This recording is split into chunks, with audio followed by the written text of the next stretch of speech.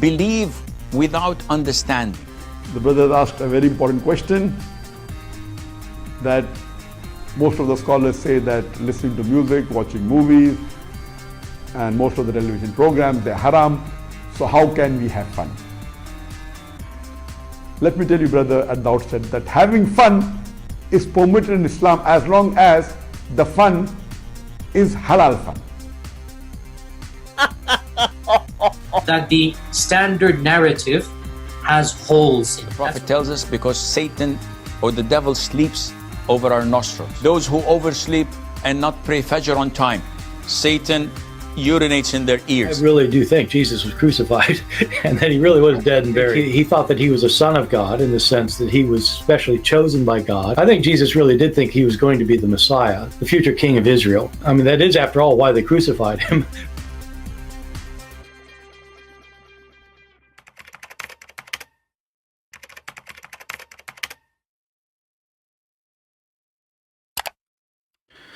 All right, hello everyone, and peace of Christ to all of you. Please invite your friends, and today our topic is about mental illness. You know, we hear a lot of Muslims speaking about, Muslims, they try to present to us themselves as people who knows their religion help them to explain things. But in reality, we can prove that Islam is nothing but a mental illness cult. It's provoke mental illness. It's create mental illness, create stress, create hatred. Hatred will bring mental illness because your hate will be your enemy. You see your enemy wherever you go because you have you have a phobia.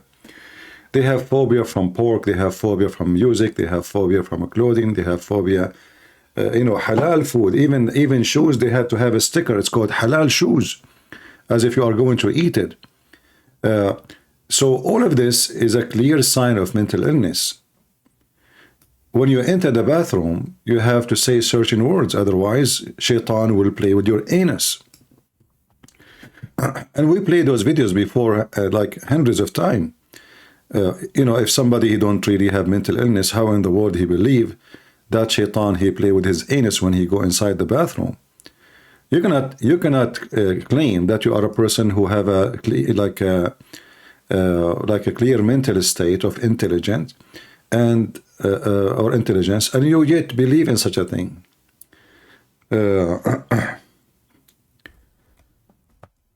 But this guy today is going to explain to us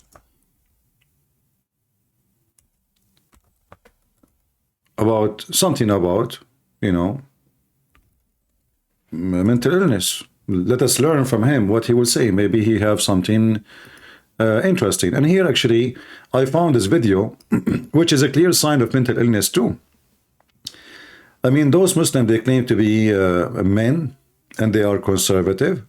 They claim to be very religious. And then when we look in the video here, you will see how they are sitting together. This guy, he keep molesting Aridawa. Excuse me. All right, we cleared our throat. He keep putting his hands over his thigh. He keep touching him. They are sitting so close to each other. I mean, why if all of you are not suffering from mental illness? In one hand, they say they are conservative Muslims and they are against homosexuality. And then look how they sit together in the top of each other. In the previous video we play, Mimi Hijab, he put his foot in the front of the camera all the time, like from the beginning to the end. He doing live broadcast and he have his foot and his socks in the front of the camera. It's a sign of mental illness that you don't respect yourself. It's a sign of mental illness that you don't behave. When they bring people or women and they make a program about secret marriage, secret wife, and the wife, or sorry, the Muslim girl, she explained and she says, we understand that you Muslim men, you like to have intimacy with many women. Isn't it, this is a clear sign of mental illness? Because why a man, he want to have intimacy with more women? What one woman cannot do and many women can do. This is a clear sign of mental illness. Polygamy is a sign of mental illness because simply you want to have more and you are never be satisfied. If you are in a healthy state, like when God, he created Adam and Eve, He did not create Adam and Eve's. So was Adam living in heaven or the garden and he is happy, or he was feeling oppressed because he have only one female? So obviously Islam create mental illness, and then this mental illness, the one who follow such a stupid cult, they think they are superior, and this is another sign of mental illness. Like now, Muslims, when you speak to them, they think they can conquer everybody, they can destroy everybody, they are stronger than anyone, and at the same time they keep asking for ceasefire. This is mental illness. You know, they attack a country, have nukes, can wipe them out of the ground, and yet they claim victory when this country can delete them in 2 seconds, literally delete them. That is a clear sign of mental illness, because you don't calculate your numbers, you don't know what is your weakness, what is your strength. But we will play a collection of videos, and we will see how the mental illness work. Where is the other video? Let me see here. Give me a second. The other video here. Mental illness. There is the video which is about mental illness. I don't see it. Give me a second. Let me find it. Oh, here we go. We found it. So this guy now, he will explain to you something very important. Let us hear. Someone with a mental illness like depression, we assume one of two things. Either this person is possessed by demons and jinn and therefore needs to seek an exit. Here you see the number one stupidity and sign of mental illness. This guy, he claimed to be a sheikh, and he is supposedly from Lebanon, but this donkey do not know that Muslims do not believe in demon. There is nothing called demon in Islam. So how this guy, he go to teach, and he claimed that he is a one? Are you talking about Christianity belief, or you are talking about Islam belief? Since when you Muslim believe in demon? Since when Islam, a religion or a cult, mention demon? They don't have such a thing. Genie are not demon. Genie, according to Muslims, and this is another sign of mental illness.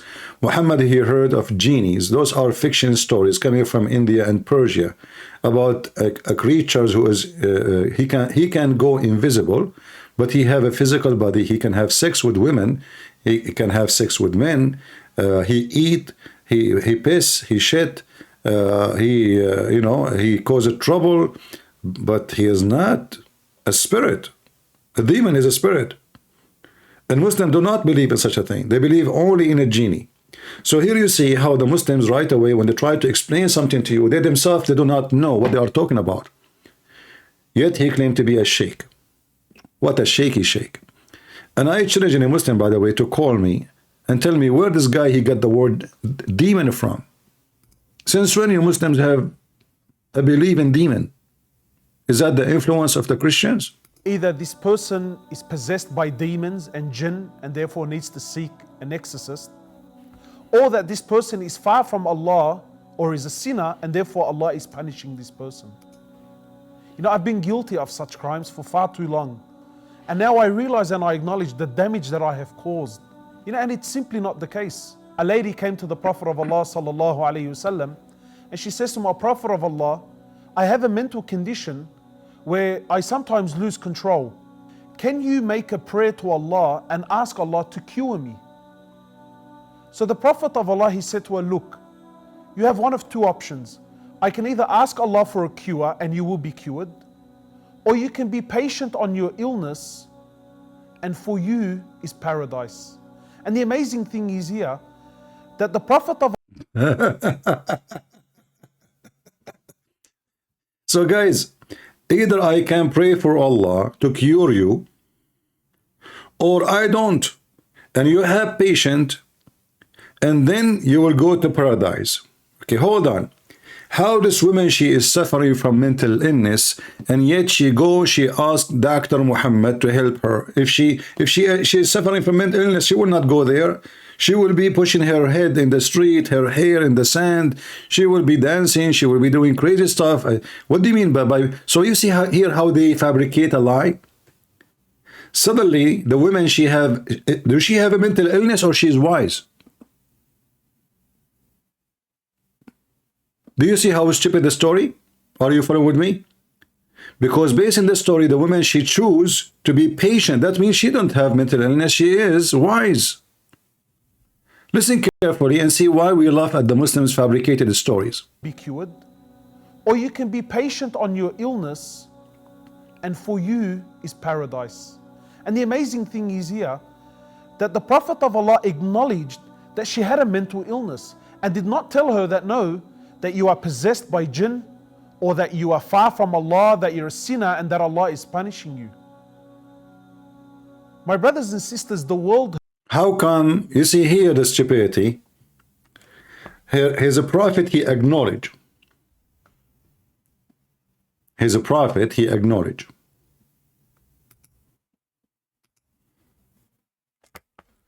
Let us see how he's a prophet acknowledged.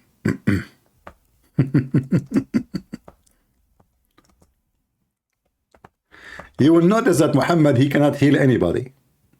Muhammad, he cannot even heal himself.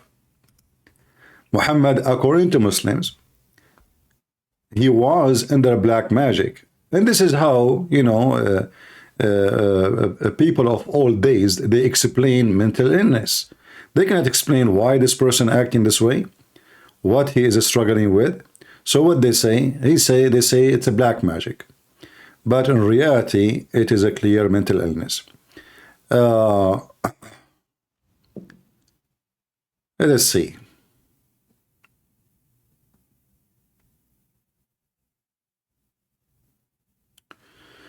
If we go to the chapter,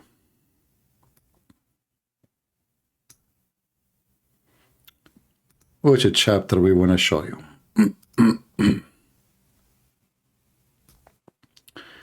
Let us here. Let's go here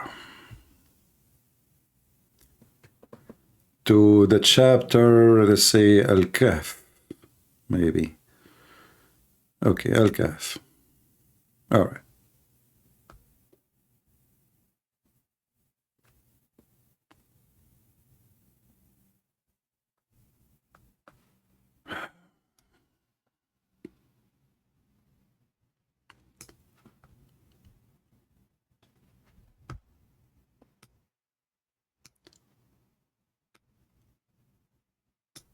If you read the whole chapter, this called Kahf, you will find something very important. That Muhammad, because of his mental illness, he copies stories. Only a person who is struggling with mental illness, he will consider. Only.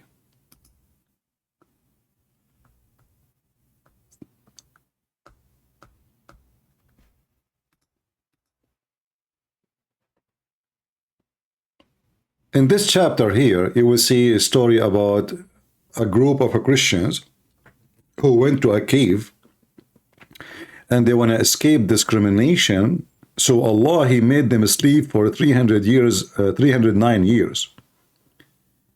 And here you ask yourself, well, if Muhammad is not suffering from mental illness, how come he copied a fictional story written by a Christian for the sake of making Christians have patience, things will change, and making it part of his religion? Same time, if Muhammad believed in such a story, why the Muslims are not patient starting from Muhammad? Why he do jihad? Things will change. People will convert to Islam. Go sleep in the cave. You wake up after 300 years, everybody is a Muslim. And here you see that when Muhammad, he copied a story, the essence of the story does not match with the nature of Islam. Those people, they are running away from discrimination. Okay, Muslim, they say that Muhammad and 70 Muslims, they run away to different city from discrimination.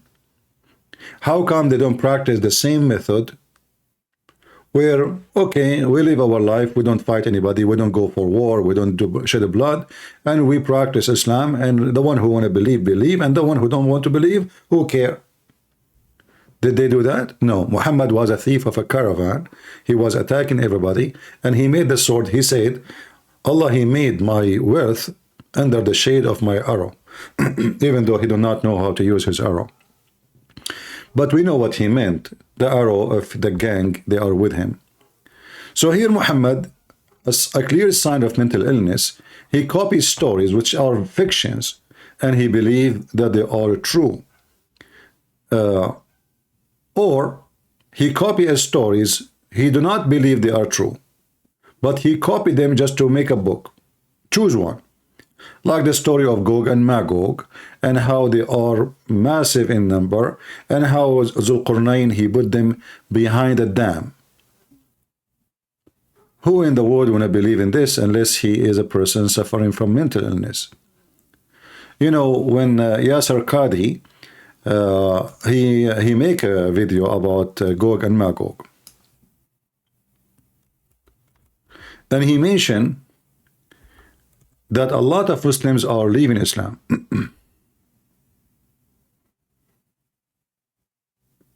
Why? Because of this story. Okay, why people will leave this? Why they will leave Islam? Because of this story. Therapy. What is the reason really for someone to leave his faith because of such a story? Because obviously the one who mentioned this story is suffering from mental illness. He's a crazy man. In fact, even their sheikhs are crazy people. Like here, this is Yasser Qadhi. Supposedly he is a person who is educated. He have I think a PhD. And look, the same person, he go against the same person. Changing your words and your belief, yet you claim to be a believer in the same issue, is a clear sign of a struggle within the brain of the man who we will hear. So, shall we believe in Gog and Magog, who they are great in numbers, or we should not? Listen carefully. So if somebody were to say, how can we believe these ahadith when Google Earth has mapped the whole world? We can zoom in and see everything around us, and there is no massive land hidden from mankind. The response is, Wallahu ala kulli shay'in qadir. Allahu a'lam. If we believe in the ahadith, this is what the ahadith tell us. See? This is what the ahadith tell us. And there's a simple rule that Ibn Taymiyyah mentions. Memorize this rule. Memorize. The Quran and Sunnah does not bring the impossible, but it does bring that which astounds the mind. Is it impossible that somewhere underground Allah has thousands of people living? It's not impossible. It's not impossible. It's not impossible. Is it impossible? Is it impossible that there is a nation by trillions and they are living under the ground? And here you see the stupidity, you know. What underground? Your Quran says behind the dam. Your Quran never says underground. So because they could not see them, you see how they try to find a solution? It's a clear sign of a struggle of mental illness. So the Quran says Zulqarnain, which is Alexander the Great, he built a dam between us and those creatures, who they are massive in number. 1 to 1,000, which means every human being, there's a 1,000 of them. So if we are 7 billions, there are 7 trillions.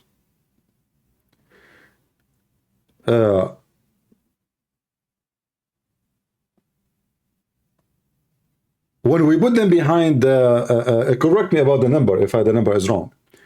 When we put them behind the dam, how he is saying in the video that those are under the ground, behind the dam, not under the ground. So what we understand now, that the Muhammadan tried to find a solution for the mental illness of their prophet. He made a big poo-poo. He's stupid. He's mental. He copies stories. Nobody can believe them. Nobody can understand them. Nobody can, believe in them for a second. I mean, this is not even good for cartoon. This is good for Sinbad, Alibaba, the flying carpet. They have a flying carpet in the Quran. According to the Muslims, Sulaiman have a flying carpet. So Muhammad, because of his mental illness, and we will go over that, you will see how this guy, the same guy, he says this is impossible. Ibn Taymiyyah mentions, memorize this rule. The Quran and Sunnah does not bring the impossible, but it does bring that which astounds the mind. Is it impossible that somewhere underground Allah has thousands of people living? It's not impossible. It's not impossible. It's not surprising that our medieval scholars believe this type of stuff. Now, obviously, dare I say, anybody who knows science and geography and modern civilization, you cannot believe that there is a tribe for 4,000 years trapped behind a wall. I mean, if you believe this, that's your... If you believe this, Yani, you are stupid. Sorry. If you believe this, Yani, you are donkey. If you believe this, Yani, you are a minto. Did you hear it? But aren't you the one who just said in a previous video, it's not impossible? Which one?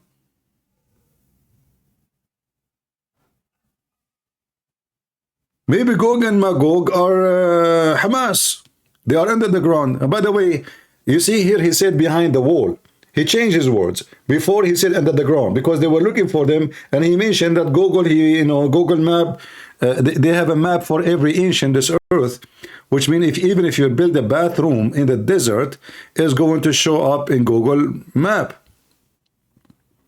We cannot find those Gog and Magog.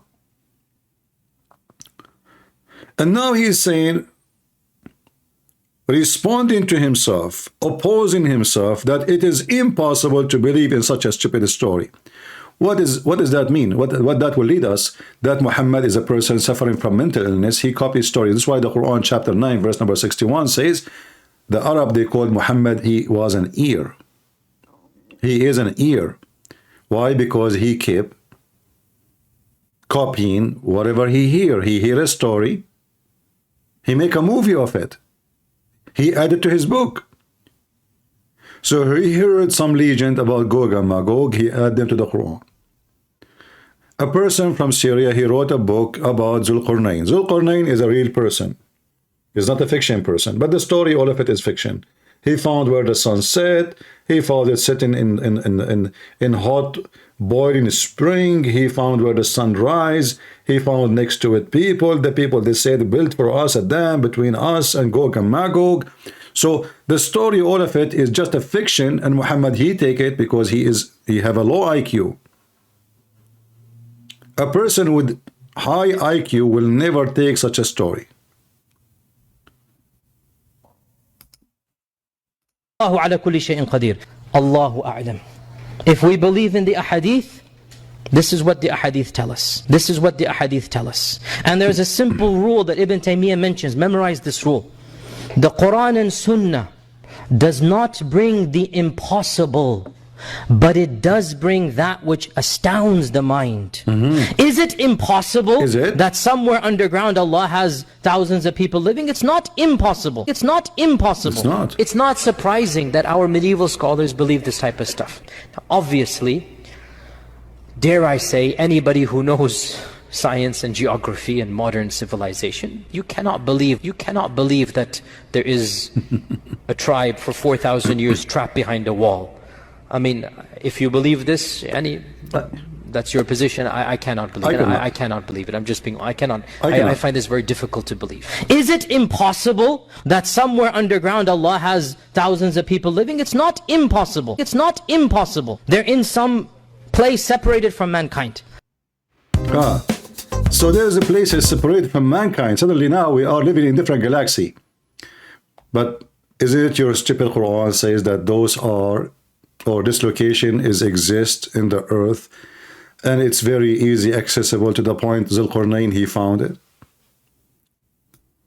Why? Well, like Zulqarnain, he was using a spaceship. He was flying. All what we see in front of us is a sign of mental illness. Low IQ. Adopting stupid stories is a clear sign of mental illness. Continue. The Health Organization states that 1 in 4 people will be diagnosed with some sort of mental illness at some stage in their lives. These are statistics that we cannot ignore. What is the percentage for Muslims? 1 of 4, according to the Health Organization, they suffer from mental illness in one stage of their life. What is the percentage of Muslims? Is it like 1 of 4 or 4 of 4?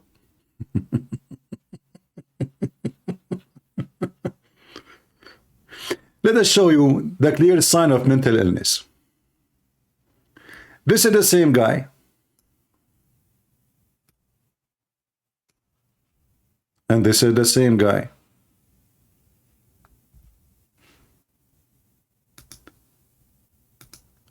This guy,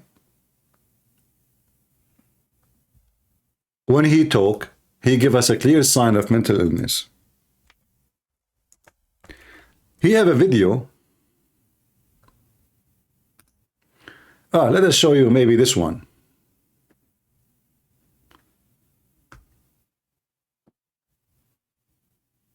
Is it the same one? No, I think no, this is not the same one. Hold on. It have the same background here. Hold on.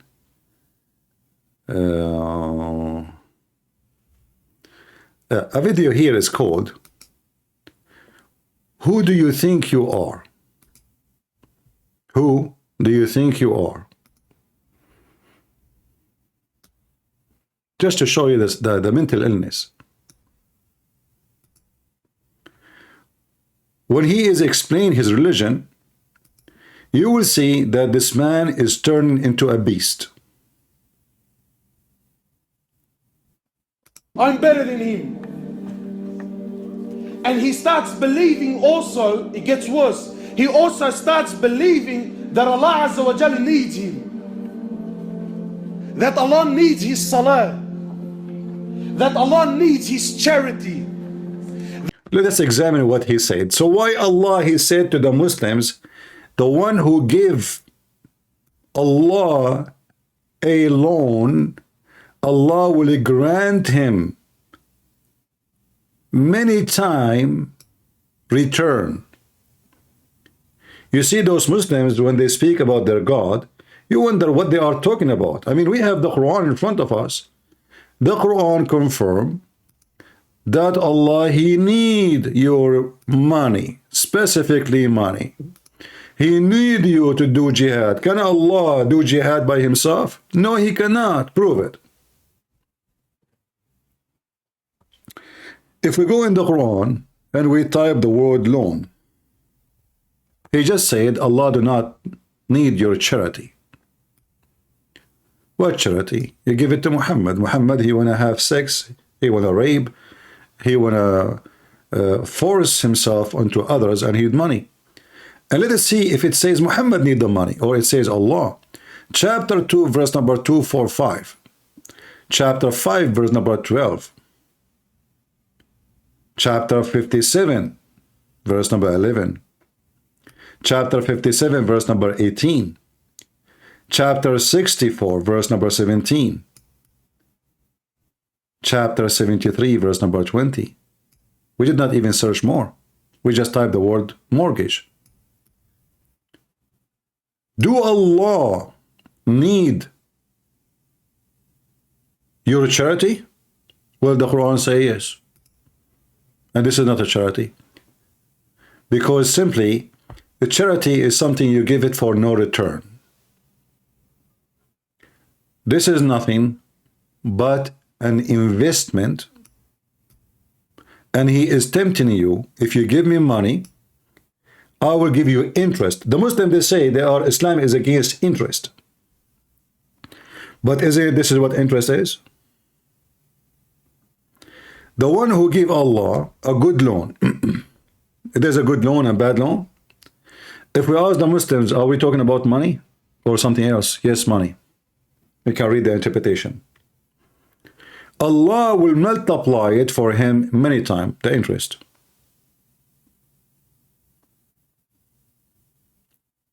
But we just heard this idiot. You see, they shout, they scream, they claim their religion, that, dear God do not need money, he do not need your prayer, he do not need, etc. That again is a false statement. Do Allah need the prayer of the Muslims? Listen carefully. And by the way, I will open my Skype soon, so if you dare to call me, feel free. Whether this person is or isn't on deen anyway. Have we become so shallow that now because you got a nice beard, you wear a nice white abaya, Allahu Akbar, this guy's pumped. So So there's the opposite. There's the guy who, mashallah, he's been on deen for a couple of years. He starts believing in his heart, whether we're honest or not tonight, wallahi, in the depths of our hearts, in places that we don't talk about, wallahi, we start believing that I'm something. We start looking down at others. Look here how the stupidity. Those people, they say you should not believe you are someone important. In the same time, they worship Muhammad. If you insult Allah, you will not be killed. If you insult Muhammad, they will kill you. Behead the one who insults. So you see that the contradiction? So is Muhammad someone special for you, or he is special for Allah only, or he is special for the whole universe, or he is the center of the universe? When they start speaking, they say, Allahu wa malaikatahu yusalluna ala nabi. Allah and his angels, they are praying on the Prophet. Here they are talking about being humble. But you read their books, they are men worshippers. If you insult Aisha, if you question Aisha, we kill you. If you question Abu Bakr, we kill you. If you question Umar, we kill you. They killed even the grandsons of Muhammad because they questioned those people.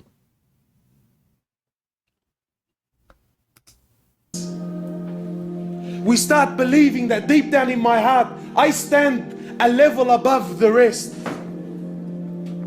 That I got a nice beard and this brother's clean shaven. That I've been praying for the last 10 years, this guy still doesn't know how to make wudu. So therefore, if you go check his video, you will see the same guy saying that the one who don't pray, he's not worth your shoes. Here is saying that the one who pray is not better than the one who don't pray.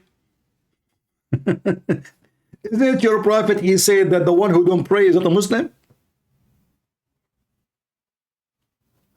Isn't it your prophet? He said that those who they refused to come in Friday to join the prayer, he was almost going to command to burn them inside their houses.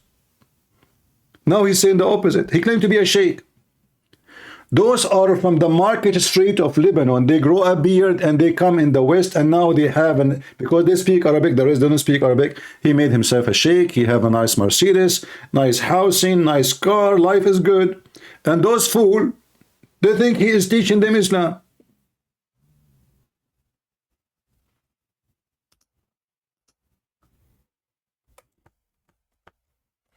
Maybe I'm lying. Let us see.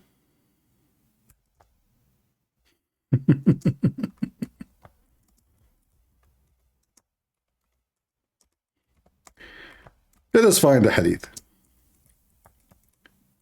Remember, he just said that someone he might think he is better because he prayed for the last 10 years and this guy he don't pray. This is what he just said.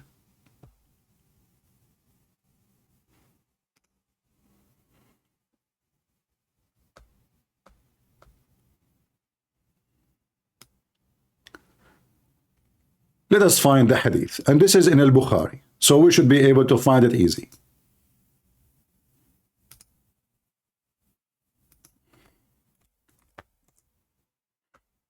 According to Islam, the one who don't pray is not a Muslim, and this guy is just a potato liar.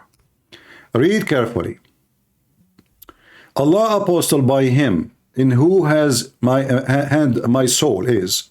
I was about to order for collecting firewood, between two brackets fuel, and then order someone to pronounce the adhan for the prayer, and then order someone. So like now he will do, he collect the fuel, and now he will do an experiment. He will call for the prayer. What the connection between calling for the prayer and the fuel and the wood? Because he will order to burn those who do not come for prayer.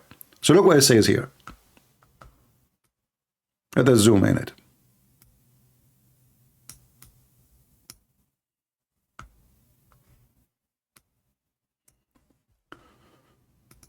And then order someone to lead the prayer.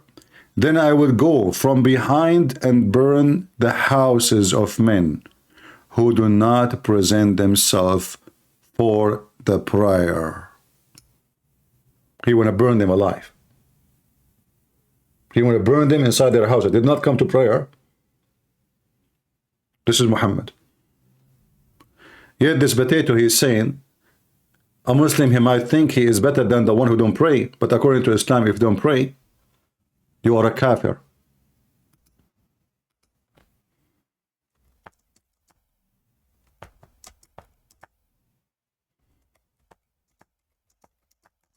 Let us see.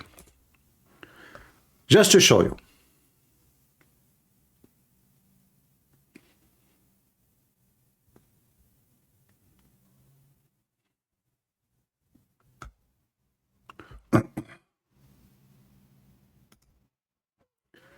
Just to show you the hypocrisy of those people.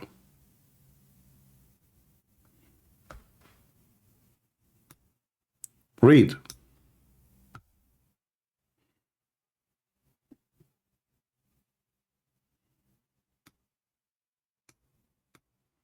They are asking a question if about the person who don't pray. Is he a kafir?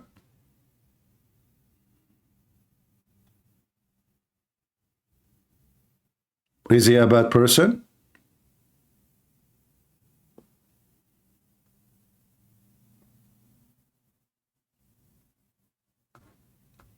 Why did Muhammad want to burn people alive?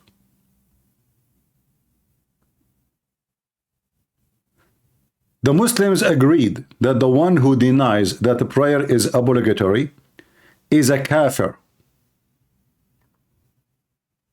And he is going to be executed if he does not repent. But this guy is screaming in the video, trying to give you like, you know, you think you are better than the one who don't pray. Is that what you think? Because you have a beard and you pray for the last 10 years and this guy do not even know how to do ablution. Oh, what a nice speech. But the second you check what they are saying, you will find that those people, they are suffering from mental illness, and every single thing they say in their videos is absolutely false claim.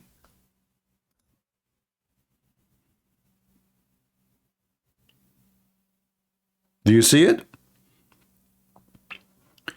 They fabricate a religion. It's not exist. So Muhammad wanna kill, Muhammad wanna burn the one who don't pray.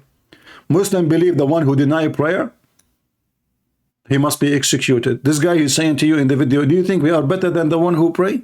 The one who don't pray? You are not.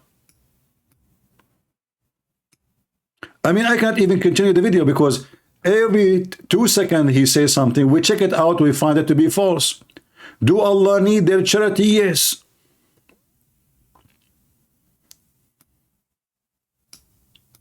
I'm better than him. And he starts believing also, it gets worse. He also starts believing that Allah Azza wa Jal needs him. That Allah needs his salah. That Allah needs his charity. Okay?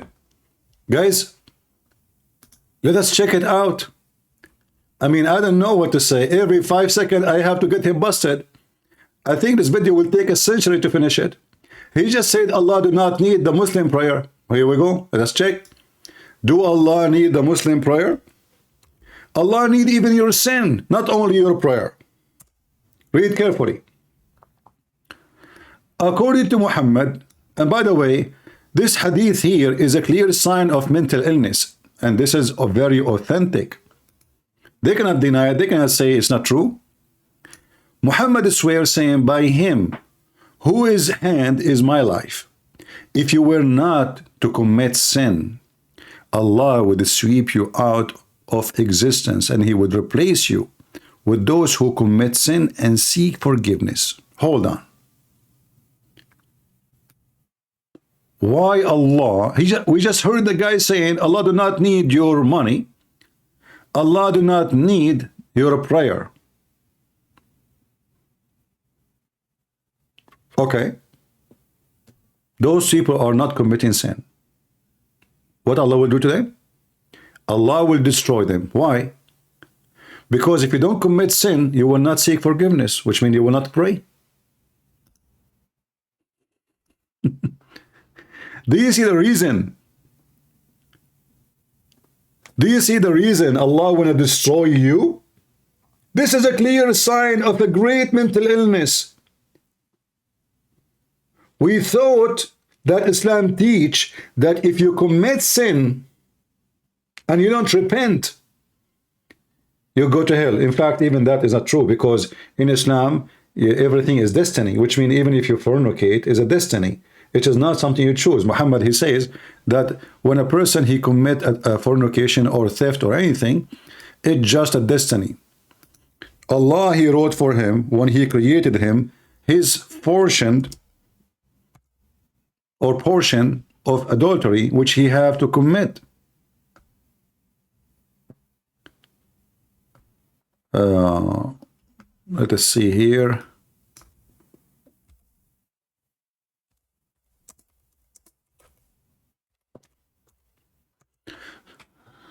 So all of Islam does not commit sin. Why you want to punish somebody? Why you want to punish somebody for something you force on him? It's destiny.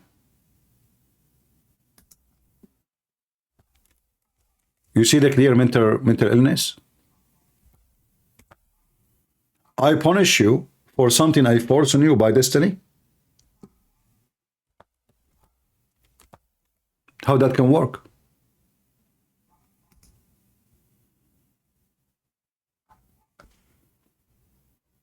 How this can be true? Let me show you how we do stuff. I will play this video for you and we will go back. Actually, let us finish this one here, this hadith here first. This hadith is very important to destroy all the idea of the reasoning of Islam. Allah is the devil. Allah is not the God they claim he is merciful. Because as you see, he is so evil to the point if you don't commit sin, he destroy you.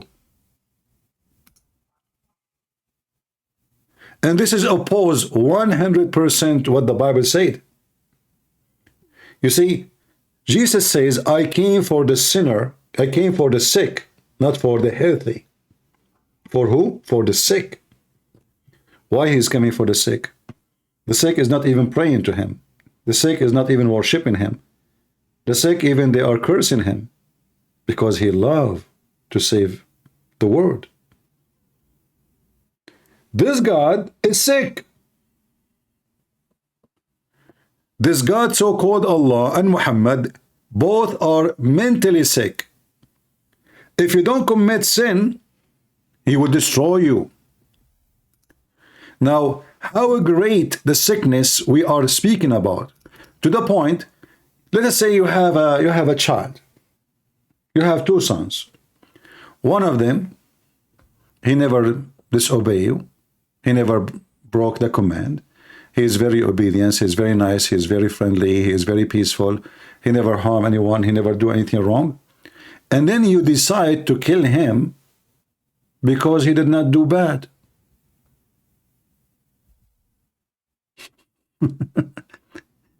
And you have a son who do everything wrong. He is a drug dealer. He is a pimp like Andrew Tate. He scam, he lie, he rape. And then what?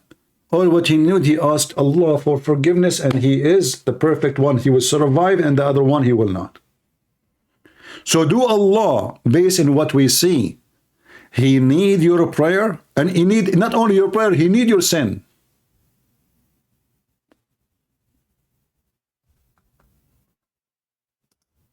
Allah not only need the Muslim prayers, Allah, he need their sin. In fact, if you think about it, let me, maybe I should like make it simple for you.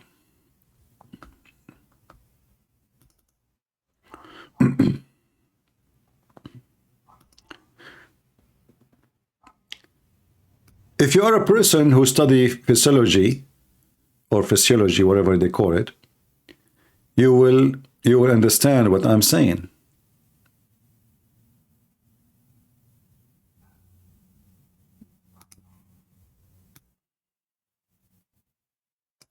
Look at this circle.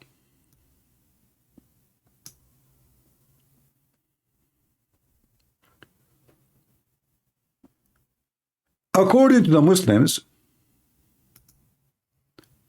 Allah is sitting on his throne above the earth, which is very funny because where is above and where is under? But anyway, somebody calling, let us see. Hello? Above the earth. Oh, hello. Yes. Hello?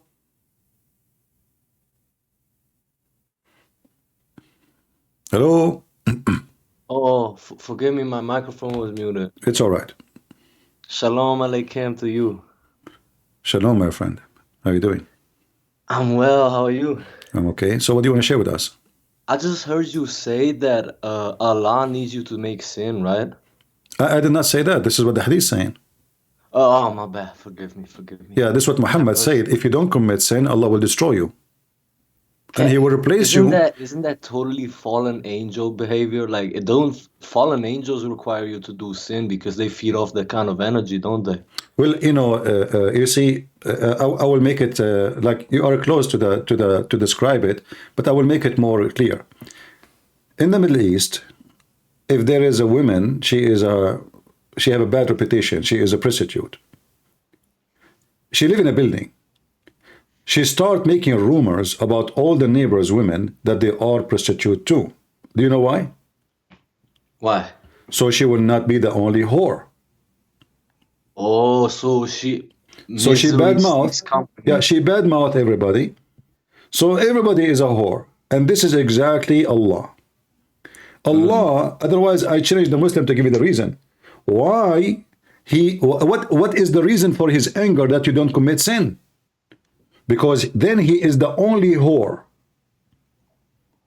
If all of you commit sin, then he is the God of sin, and all of them, they are committing sin, and now we have a company, and I became the leader of the gang. They are praying for me.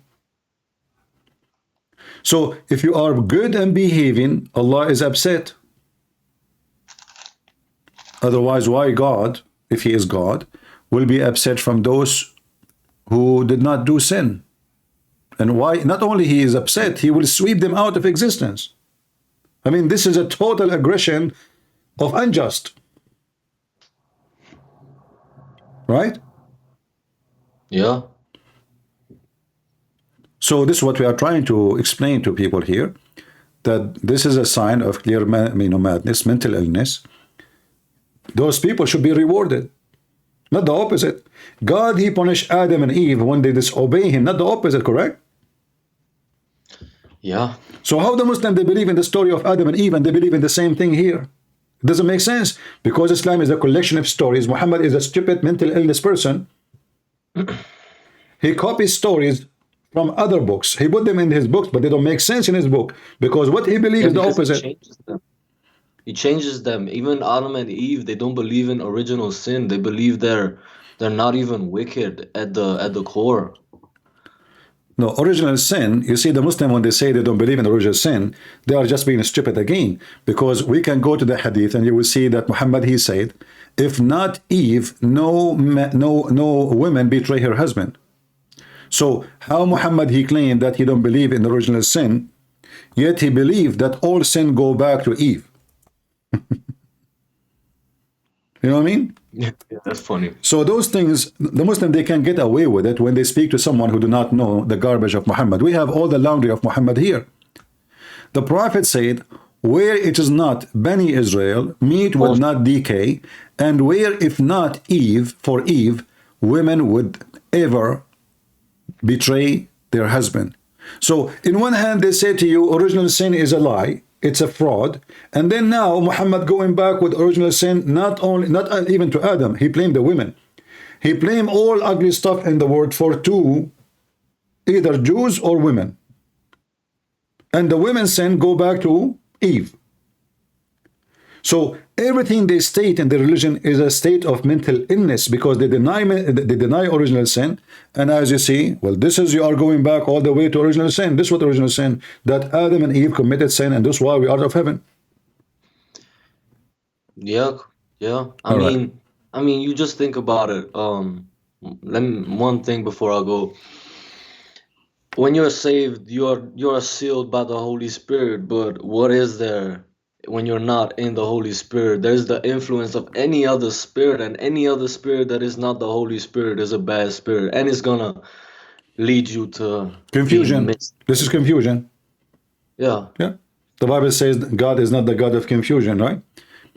You can be infected by confusion. God can confuse the enemy, like to reach, like let's say the Muslims coming to kill me. He can confuse them, take them to different place.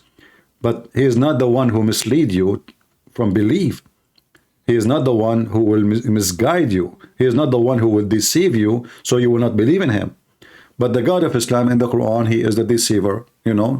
The one who Allah deceived, no guidance for him, the Quran says. The greatest of deceivers. He is, yeah. But here you see, actually, we don't believe in Allah exists anyway. But we believe that Satan exists.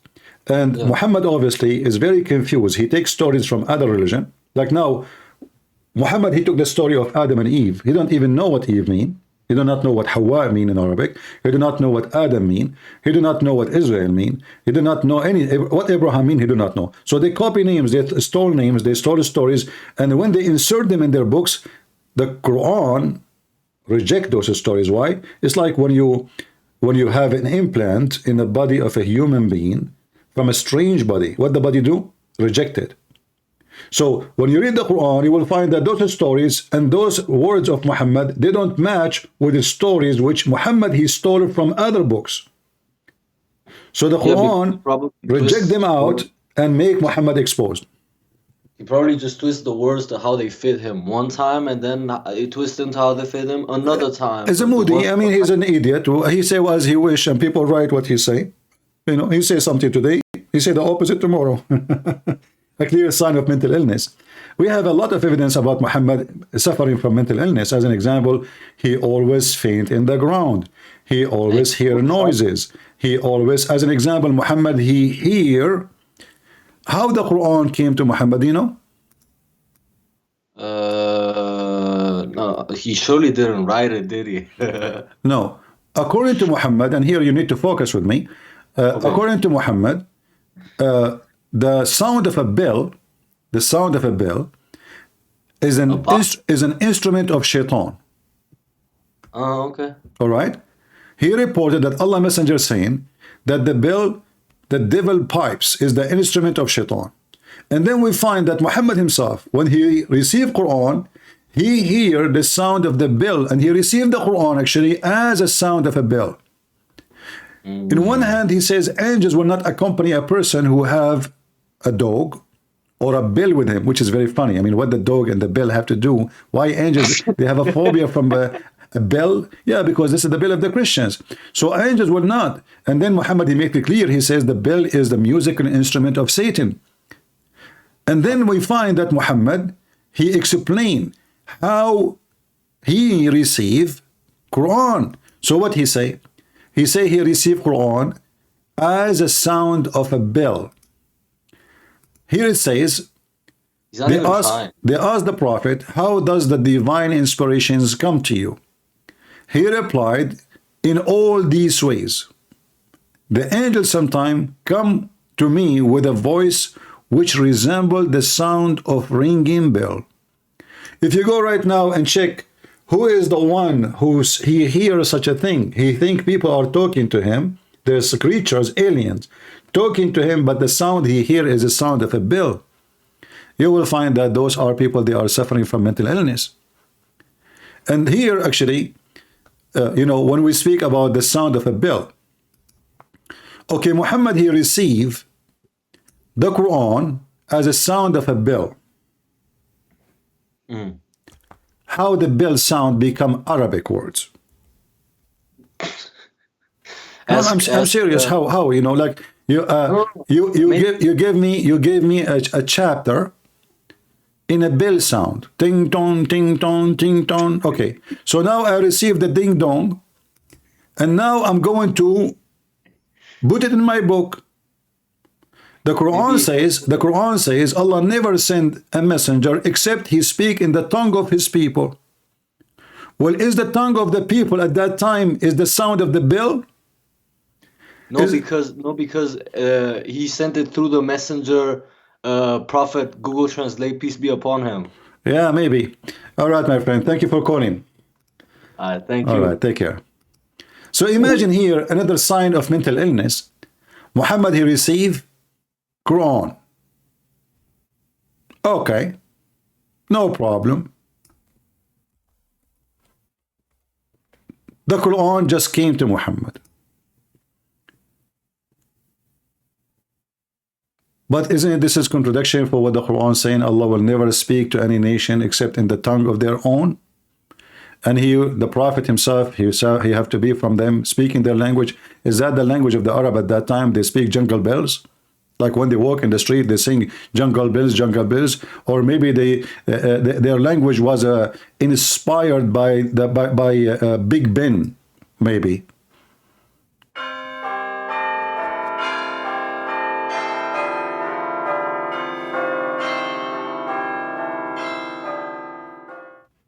Okay, so now we receive chapter of Al-Fatiha. But Muhammad, he hear a sound of a bell. How the sound of a bell became Arabic Quran?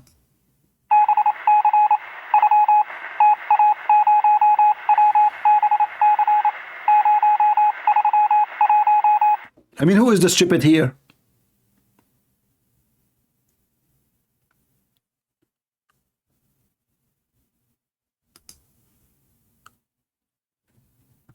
Going back, I mean, this is the stupidity itself. Going back to this, if you don't commit sin, Allah will sweep you out of existence. Okay, let us study this to see what kind of a mental illness Allah, aka the God of Muhammadan, is suffering from. Supposedly Allah is in the top of his throne, and his throne, by the way, is in the same size of the earth, which is present the earth to be flat. That's why it says the same size of the earth and the heaven, and which is not impossible, by the way, because in order to say the same size of the earth and the heaven, that means the earth and the heaven have the same size, which is false. But this is not our topic for now. So now you are living in the earth, and you are a person who is praising Allah all day long. Those are people who live in the earth and they praise Allah. And they never committed sin. Never. Shouldn't Allah be happy?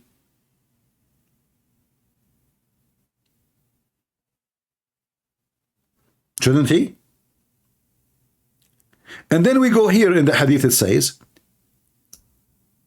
he swear by his God, Akalah, Allah is two words for those who do not know. Allah is not the name, even though the Muslim they say it's a name. The name is, there's two words in this word. Al and Lah. Al is a word meaning God in the Aramaic and in the Hebrew. This is why in the Old Hebrew, Israel used to be Israel. Emmanuel used to be Emmanuel, etc. And the word al sometime appear before the adjective, sometime after, like Emmanuel at the end. Elohim, it's in the beginning. By time the Hebrew changed, the Old Hebrew, which using al, became el. El. So al become el. Muhammad, he took the name of the god of the pagan, Lah, which is the moon god. You can search right now, God Lah.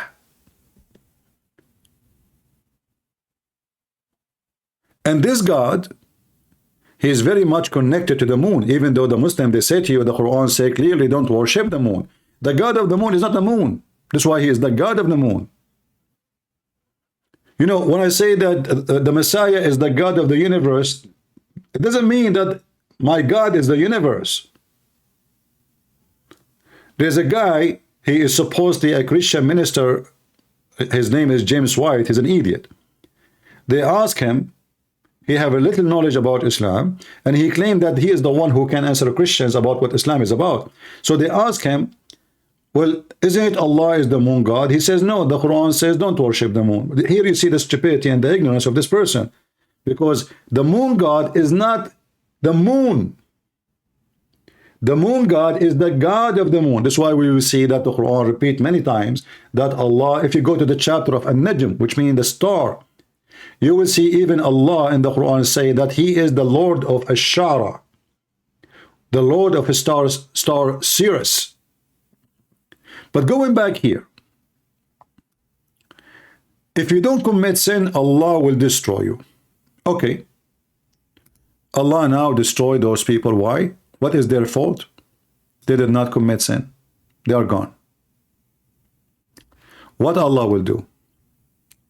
Allah is going to replace those people who did not commit sin with people who commit sin.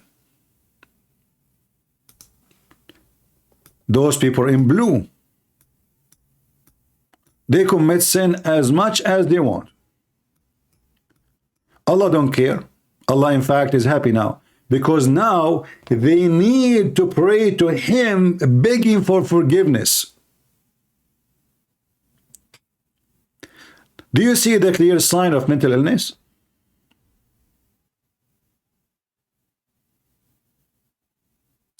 To make it simple for you, imagine you have a puppy. A puppy. All right? This puppy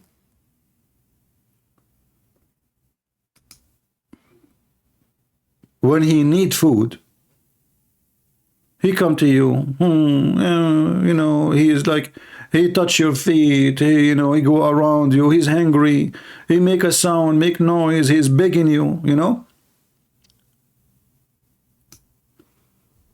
Allah, he will make you starve so you can beg for food. What do you think about a person he do such a thing to make a puppy beg for food? Don't you agree with me? This is a clear sign of mental illness. So now the poor puppy is crying for food. Oh, wow, Allah, please, Allah, forgive me, give me food, what I did, Allah, please, I'm hungry, I'm dying, Allah, please. Allah now is so happy because the puppy, he is begging for forgiveness, otherwise Allah will destroy him. So this God Allah, so-called God, is absolutely the devil himself.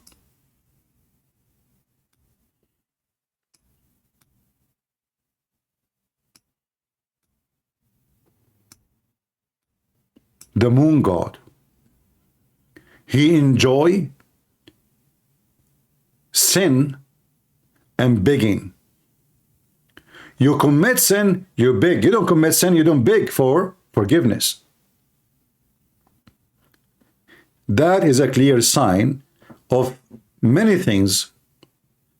Mental illness, evil, disgusting, darkness in the heart. Who is a Muslim? He can prove me wrong. Isn't it, this is a clear evidence of mental illness? Otherwise, give me a reason that if somebody did not commit sin, I'm going to destroy him. What is his fault? I thought the purpose of Islam is to stop sin. It turned to be no. The purpose of Islam is to do sin and beg for forgiveness.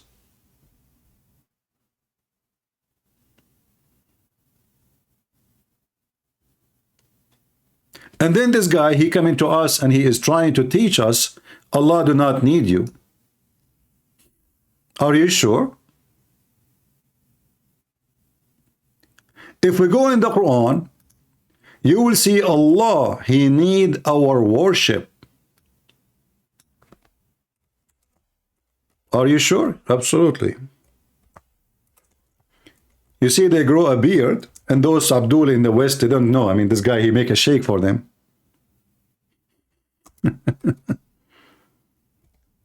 And by the way, we challenge them to come and debate us, but they will not dare. Do they? I will call them. They are potatoes. In chapter 51, verse number 56, it says, what is the purpose of Allah creation?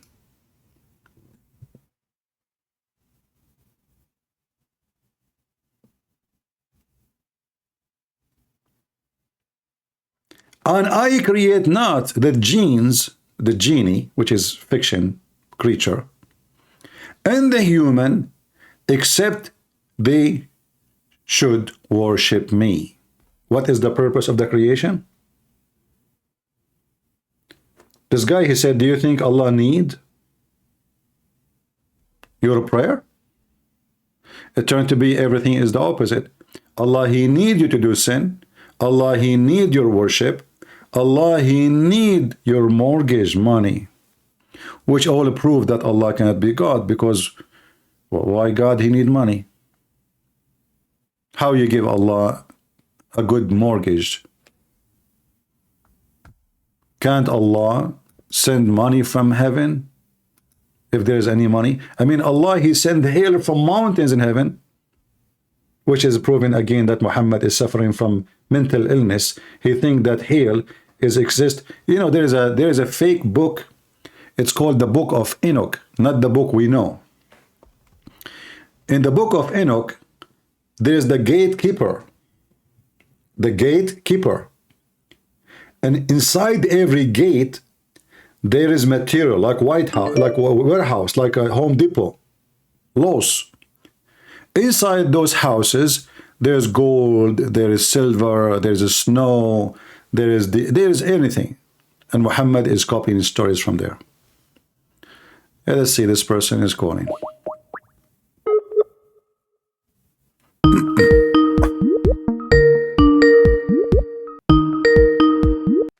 Stories from there. Hello?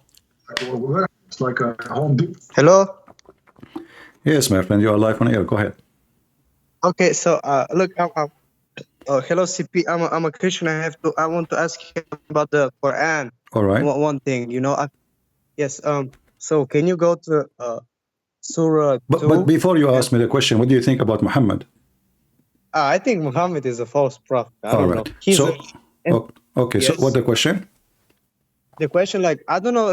I started learning Arabic, you know, from your other account. Okay. And I found, like, if you look at Surah 2, verse 8, I'm sorry, 9. Okay. So, did you open it? Yeah. Okay, so the first word is, can you read it in Arabic? I can, but I would just want to hear the pronunciation. يخادعون الله والذين آمنوا وما يخدعون إلا أنفسهم وما يشعرون. Okay. So the first word, you know, that's like the verb. So it says they deceive Allah. Is that the right translation? Yeah, it's correct. So that means that people can deceive Allah? Yeah, you see, the Muslim, they try to fix it. They put between two brackets, they say they think they can deceive Allah. But in fact, in Arabic, it says they deceive Allah. They don't say, it doesn't say they think. And this is why we cannot accept the Muslim translation. And good for you that you are trying to learn Arabic, because right away you will notice that what they are adding between two brackets is not there. So, يخادعون Allah, they deceive Allah, and those who believe, while they only deceive themselves. But, you know, for me, this is not a big deal. I can say, you know, okay, they play games with God. You know, like, you know, some Christians, they say they are Christians, but they go and sleep around, and, you know, so I can take it in such a meaning. Okay, but yes. But I will show you something more important, which will destroy Islam again. If you go to verse number 7, it says, Allah has set seal on their heart, on their hearing, so they will not accept guidance. Okay. Yes. Right. Okay. If Allah is the one, so now let us go and connect the dots. So they are trying to deceive Allah. But why? Because Allah, he set a seal on them, So they cannot believe, they cannot hear, they cannot understand, they cannot follow, they cannot see the guidance. So it is the fault of who? Is it the fault of Allah or the fault of those people? The fault of Allah. Exactly, because if you are the one who close my heart so I cannot see, close my eyes I cannot see, close my ears I cannot hear, then how in the world you blame me for being blind or deaf if you are the one who caused me to be so? Yes. Yeah, and even you said, before I was watching, I'm watching the live, and you opened like, I don't remember which chapter, and it was verse 56, that every creation has to worship Allah. Yeah, right? Al-insa wal jinn illa ya'budu, yeah. Yes, but This is chapter 51. Yes, thank you. Does prostration mean worshipping? In Arabic it says liya'budun, not prostrating. Liya'budun mean to worship, doesn't say prostrate. Yeah, but I mean... Prostrate is sujood, Yes, but is prostrating like worshipping? Because, Yes, it is. Prostrate, when you prostrate yourself, that's why the Muslims, when they pray, they bow down. This is the prostrate. But didn't Allah tell the angels to prostrate to Exactly, Adam? which doesn't make sense because first of all, according to the Quran, the angels are a bunch of liars, are not trustworthy, and they accuse Adam falsely. Secondly, he punished them by what? He proved that they are ignorant by teaching Adam all the names, and he told the angels to tell him the names. They could not tell the names, and that proved that he is God and they are nobody and they are liars.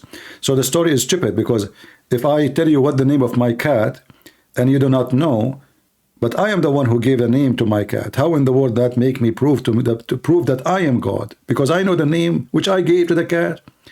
And the top of that, ordering the angels to bow down to a man, this is the first paganism act, because I thought, Muslim they claim, that you should only bow down to Allah, and it turned to be that the first one who started practicing bowing down to non-God, to a man, it was Allah himself, to the point he commanded even the angels to bow down.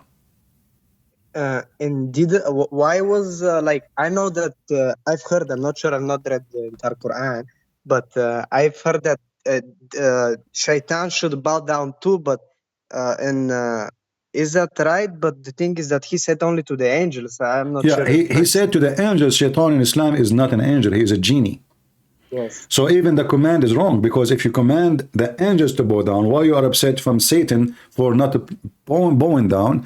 And you see, if the Muslim believe that Satan is a fallen angel, like in Christianity, then we can say, okay, he's a fallen angel.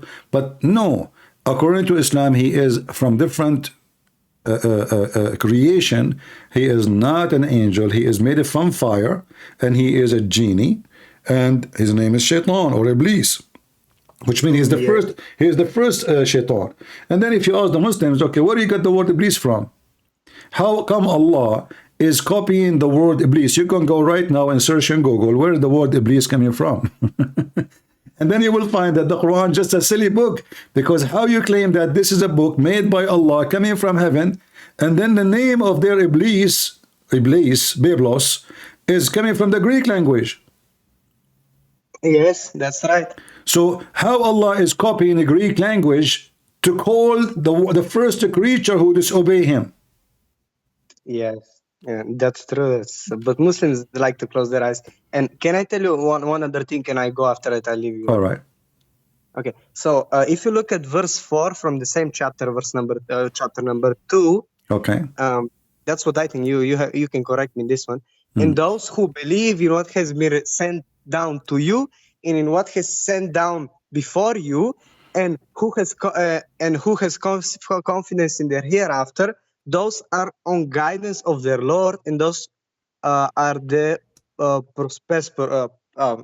anyway, so it says that the people that believe in what has been sent down before Muhammad and the revelation of Muhammad are on guidance of their Lord, and have assurance in the hereafter. They have confidence in the hereafter. But Muslims don't believe in the Bible, and we Christians don't believe in the Quran. That means that nobody has guidance from their Lord, and nobody has well, not only this, the Muslim, they don't have, okay, as long as they don't believe in the Bible, they claim that the Bible does not exist, right? So The verse here is a condition that you have to believe in what is sent before you in order to be saved. But the Muslim, they keep saying that the Bible is not exist, the true Torah is not exist, the gospel is not exist. So how you can accomplish the mission to be saved if you cannot find the original book so you can believe in the book? This is another stupid mistake in the Quran. In the same time, by the way, like if you go, just to show you how this stupid book work. If you go to verse number 1, Alif Lam Mim. Okay, what does that mean? The Muslim, they put in English there, these letters, one of the miracles of the Quran, none but Allah alone knows their meaning. Look at this. How this is a miracle if they are letters in Arabic letters, they are miracles. Then you go to the verse after it says, this book were approved, there is no doubt. Okay, what do you mean? The verse just before it, nobody knows what it means. Oh yeah. How there is no doubt about it, and you just say the verse before it, only Allah know what they mean. A book have no doubt on it is a book which is explained very clear to the point we have no doubt about anything in it. And then you will find that in the same book it says that people cannot understand the Quran, they cannot follow the Quran because Allah, He made those people sick, and not only those who don't believe in Islam. If you go to chapter number 3 or even 5, you will find something very funny. The Quran said, Allah Himself describing His book that it is a book full of flaws to the point nobody understand what it's mean save Allah. Here it says, if you go to chapter 3 verse number 7, it says this is a book sent down entirely clear. Okay, yes. It's entirely clear, but the same verse says, and there is verses in the book, in this book, nobody knows what they mean save Allah and those who they have a sickness in their heart. They will use it for a trial. But remember, the one who followed the Quran is the Muslims, not the polytheism, as the Muslim they put between two brackets. A Christian cannot be infected by this because simply we don't believe in this garbage. Those verses will impact somebody. He followed the Quran, he believed in the Quran. So now the Quran itself saying, this is a book, it's so clear in the first line. In the same time it says this book is so unclear to the point it's caused sickness and fitna, which means this the disturbance in the land, a problem, blood, killing, to the point, and nobody knows their meaning save Allah. And then those who they are firmly grounded in knowledge, what they say, which means they still do not know what it means, but because they are firmly in knowledge, still they do not know what it means, they say we believe. So what make you groundedly firm in knowledge in Islam is to say I believe, even though you do not know you believe in what. This is why in my intro we see the Abdul saying we believe without understanding. Right? Yes. We believe without understanding. All right, my friend. Thank you very much for calling. Okay, have a good night. All right, bye-bye. We believe without understanding. And this guy, he is schooling people about belief. I don't think God gave them. That we believe without understanding. Find me one Muslim, one Muhammadan, he believe in something he understand. Just find me one.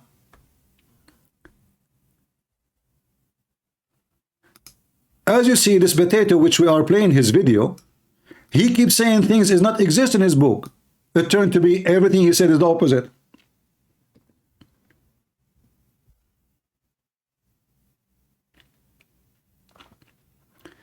Every single thing he said is the opposite. I want to hear those potatoes what they are saying. What do you think, guys? Let us see what they are saying. All the way from Australia, from Brother Ali Dawah. You know what I mean? You know, no salam to the people? Okay, inshallah. Was that my cue to give Yeah, salam? yeah, yeah. Assalamu alaikum wa rahmatullah. Assalamu alaikum. Okay, so make sure you click the subscribe button if you haven't already. Okay, Brother Muhammad is here on a tour with the One Ummah charity. All the links are going to be below, inshallah.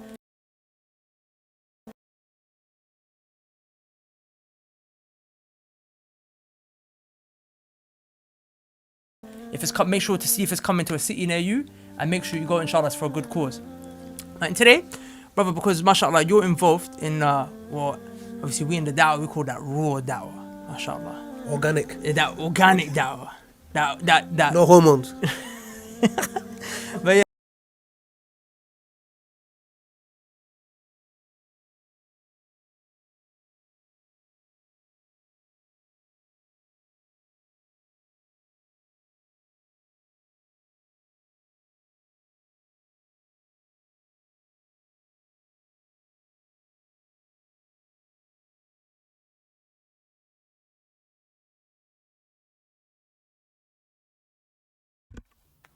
Do you hear me? Look at this. This guy, he cannot speak to Lili Dawa without touching her legs. Where is his hands? All the time.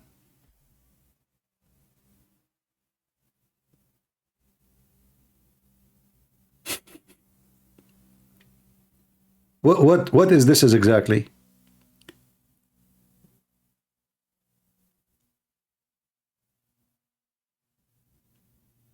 And Ali Dawa, he spread his legs so the guy, he can put his hand between his legs. I mean, if the place is narrow, all what you need to do, just push the camera a little bit far, and then you do not need, I mean, why they are sitting like this? There's no chairs.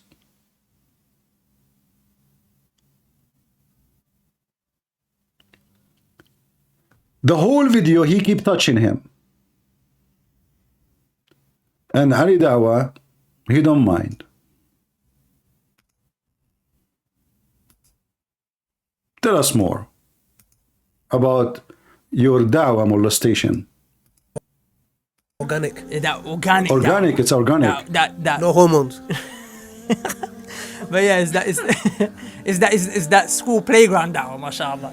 So we're gonna ask you some questions, He inshallah. cannot move his hand from his legs. We have a lot of young brothers and sisters that you know, alhamdulillah, that are going through just the basic troubles and trials and tribulations that the youth go through, inshallah ta'ala. So you don't have to feel shy or sugarcoat the matter with these ones. No, you because cannot. we're not preaching to the converted. The brothers and sisters, they know. Yeah, we got the mad ones here, and you know I'm saying that with love, okay? So so obviously the tour of I don't know if you noticed the music in the back. Did you hear the background? The background alone will make you vomit. What is this? Supposedly the sound will make it holy. So now they put you in a state of yoga. What is the sound in the back? Listen carefully. And the programs and the lectures are around the topic of returning back to the religion of Allah subhanahu wa ta'ala, and that is going to be the solution for all the pain and problems in your life and in the ummah. Right? So what are some of the main problems that you feel people are experiencing in their life, and what do you think are the reasons and the results of those problems? Okay. You start very gentle. Look, you know, they are laughing. They are just a bunch of kids, you know, making fun of people. Bismillah walhamdulillah wa salatu wa salam. Salli. Problems are many. Everyone's got problems in their lives. And problems are inevitable. You will always face issues in your life. It doesn't matter who you are and where you're from. Issues are there in our lives. And Allah subhanahu wa ta'ala puts these issues there as a reminder for every single one of us that this world is not Jannah. You will never find complete peace and happiness in this world. Allah subhanahu wa ta'ala designed it as such. Complete happiness is only in Jannah. So in this world we'll always have our issues. Okay, what is the complete happiness in Jannah? Your penis will be endless. What? No way. Is it true that Muhammad, he said, I mean, look at the complete happiness. Complete happiness. Where in heaven? But isn't it the Quran says, Today I perfected your religion for you, completed my favor upon you. And this is, he himself, he said that. So if the heaven is where everything is completed, so why Muhammad he say this? Listen carefully. This is the same donkey. As a Jew came to Umar ibn al-Khattab radiallahu ta'ala anhu. True story. Amir al-Mu'mineen at the time. He says to him, "Oh Umar," he says to him that there's a verse in your Quran. There's a verse in your Quran. There's an ayah in your Quran. Had this verse been revealed to us, the Jews, we would have made its day of revelation a celebration. So this Jew is saying to Umar ibn al-Khattab, he's telling him that you guys have an ayah in your Quran. Had this ayah been revealed to us, had this ayah been revealed to the Jews, I'm telling you, Umar, we would have made the day of its revelation a day of celebration. But just something for you and I to understand, my brothers. A Jew could appreciate a verse in the Quran. No way. A Jew was saying to Umar ibn al-Khattab that this verse is so powerful, if it was revealed to us, we would have made its day of revelation a celebration. I ask you, do you and I feel the same about this verse? That why this verse? Why? Why did this Jew have enough wisdom to understand that this verse was enough for him to make its day of revelation a celebration? Because in one verse, imagine towards the end of the life of Rasulullah sallallahu alayhi wasallam, Allah subhanahu wa ta'ala reveals a verse to him and he says to him, today we have perfected your religion. Who's he speaking to? To you and I. Allah subhanahu wa ta'ala is addressing you and I, O Muslims. Allah subhanahu wa ta'ala says, today we have perfected and completed your religion, and I have bestowed my mercy upon you, and I have chosen Islam as my way. I have chosen Islam as my path. My brothers and sisters, our deen, Islam is complete, it's perfection. But a second ago, hold on. Of Allah subhanahu wa ta'ala, it is not the deen of man. Hold on. A second ago, he was saying to you that this is not heaven, and this is not what Allah promised us. The promise is in heaven. So why Allah saying to you, today I completed my favor upon you? What favor mean? We just heard him saying, today I completed my favor. If the favor of Islam is completed, that means there is no heaven to come. Because the only favor you can receive, based in the previous video, where he said this is not heaven, is to go to heaven. So how Allah? Is Allah using a false language? Today I completed my favor upon you. He's telling him that you guys have an ayah in your Quran. Had this ayah been revealed to us, had this ayah been revealed to the Jews, I'm telling you, Umar, we would have made the day of its revelation a day of celebration. But just something for you and I to understand, my brothers. A Jew could appreciate a verse in the... They fabricated stories. Why a Jew, he will appreciate a verse and he does not exist? Just to make it simple for you. When Muhammad died, there is no Jews left. And Muslims, they killed all the Jews and the Christians and non-Muslims, and they draw them out. So how this Jew, he met Umar al-Khattab? How he met him? If we killed them all. And now how this verse making the Jews so excited? So why don't convert to Islam? Look how stupid, and look at the mental illness of their lies. So the Jew is so excited, he is saying, if we have such a verse like this, we will make celebration. So why you don't convert to Islam?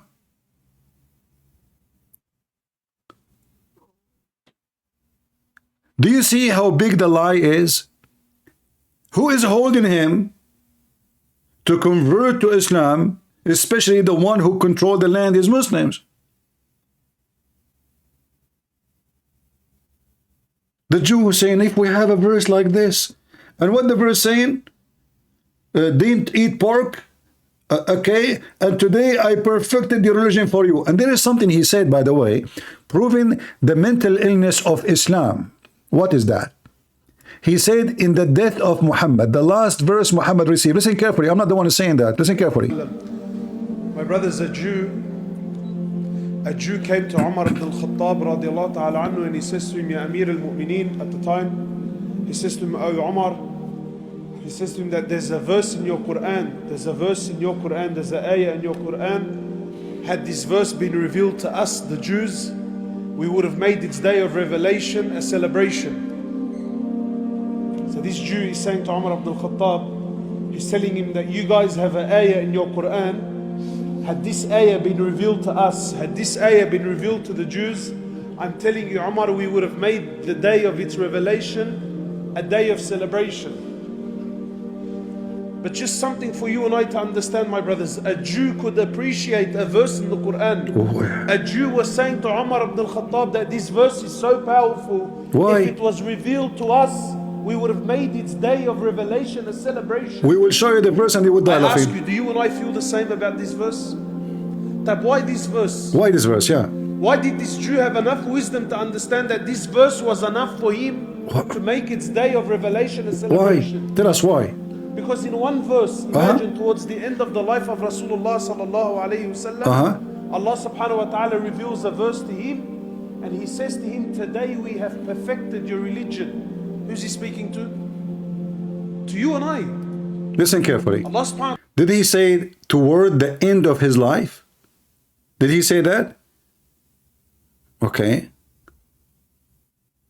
If we go to the Quran, we will find the verse in the beginning of the Quran.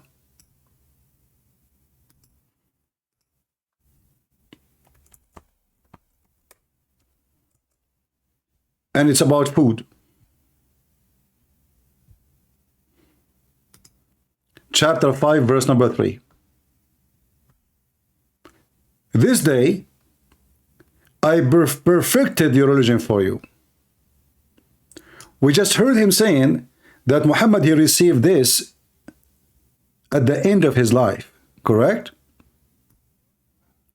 If this has happened to be at the end of his life, then this verse should be the last thing in his life. How this verse become in the beginning? Same time. If Islam become perfect, why there is more verses and chapters are coming? In the top of that, what the connection between eating pork and today I perfected your religion for you? Is your religion is about recipe of food? Read it. Don't eat this, don't eat that, don't shed that, excuse me. And then, today, this day, I perfected your religion for you. And after he say all those things not to eat, and he said to them, if you are really very, very hungry, starving, you can eat them all. So what's the point?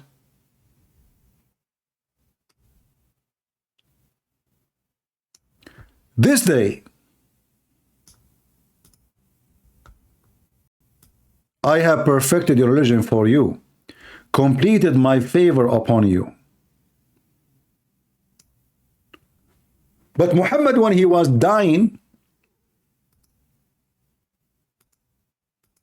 in his deathbed,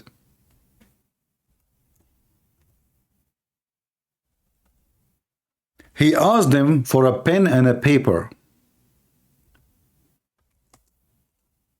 And he told them, bring me a pen and paper, I will write something for you. You will never be misguided after it.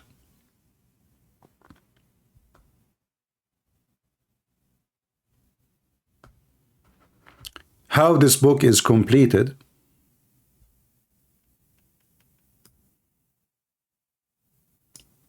Perfected. I mean, the one who was making the Quran, Muhammad, he put all the words to make it, there's no argument to play with it. Perfected, completed, and this day. So it's about a day, it's about a timing. It become perfect, nothing is missing. It's completed, nothing more coming.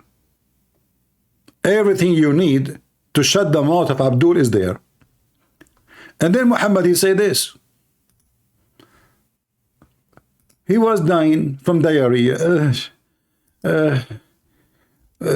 Give me the dish, I want to do poo-poo.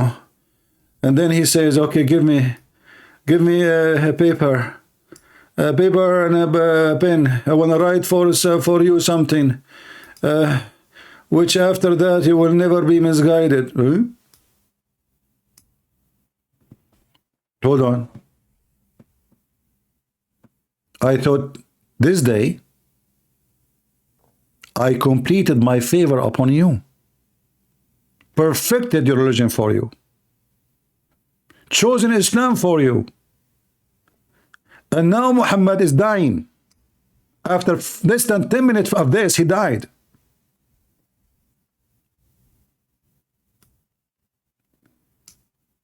The companion of Muhammad, they refused to give him anything. Umar, he says, we have the Quran and that's it. And not only that, he says, قَدْ هَجَرَ الرَّسُولُ, which means Muhammad, he is crazy. He lost his mind. Imagine how Umar disrespect Muhammad. He just want to get rid of him so he will take over. It's their time now to take over. Finally, he's dying. In fact, many Muslims, Shia, they believe that the one behind his death is not the Jewish women. It is the Muslim Sunni. Umar and Abu Bakr, they told their daughters to put poison to Muhammad and they killed him slowly.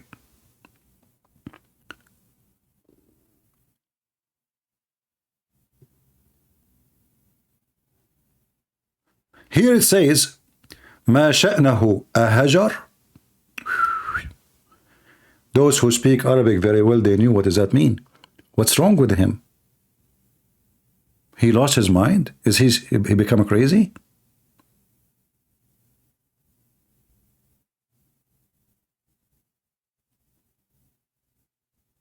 Muhammad, he said to them, nothing wrong with me.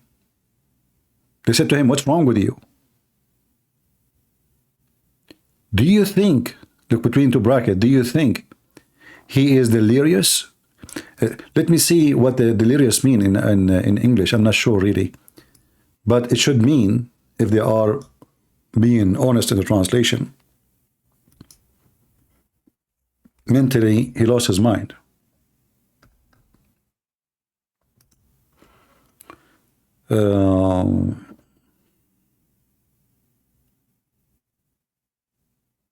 Delirious,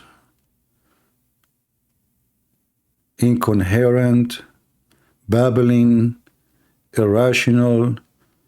Yeah, actually it's more than insane, you know, let us say like he lost his mind. So they accuse him, they accuse their prophet that he lost his mind. But if Muhammad lost his mind, that means all the promises of Allah is false. Why Allah want to make Muhammad look like a fool in the last few minutes in his life? Any Muslim can tell us? He's a cuckoo? Oh, okay. You remind me when I was in Paltalk, you know, those Paltalk, they are the same as YouTube. They are liberals. And they want to find any excuse to block me from coming to their program. So they forbid me from using the word sex. So we agree with those who listen to me. When I want to say Muhammad have sex, I say cuckoo. Cuckoo. Muhammad, he want to have cuckoo. Imagine the second I say the word sex, the Paltalk, they have a porn chat rooms. Literally, porn. You know what porn? Seriously. They have a chat for porn. Women and girls, they open their camera showing their penises and their vagina. But in my chat room, if I say the word sex, they kick me out of the program. Just say sex. It's not allowed. Yet they have a sanction in Paltalk for adult. It is in red. First time I said adult. Well, I am adult. I don't know what this is about. I said, okay, adult. I don't want to click at the other sections because maybe they are for kids. So I click at adult section. You enter the chat room.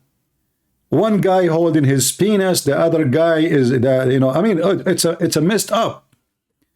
Other person is licking the toes of someone else.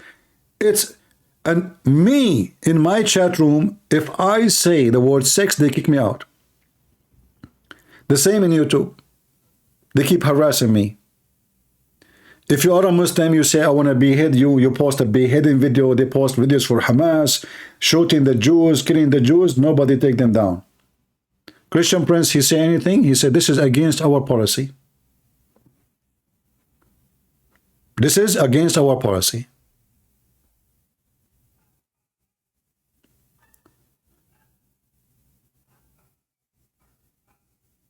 So you will notice that everything they say to us is absolutely false. Muhammad obviously is mentally ill. Look at this. I mean, who can defeat this proof that Muhammad is mentally ill? Not only Muhammad, he hear voices. Muhammad, he received the most important chapter which the Muslim, they pray 5 times a day. During the time he was doing shit.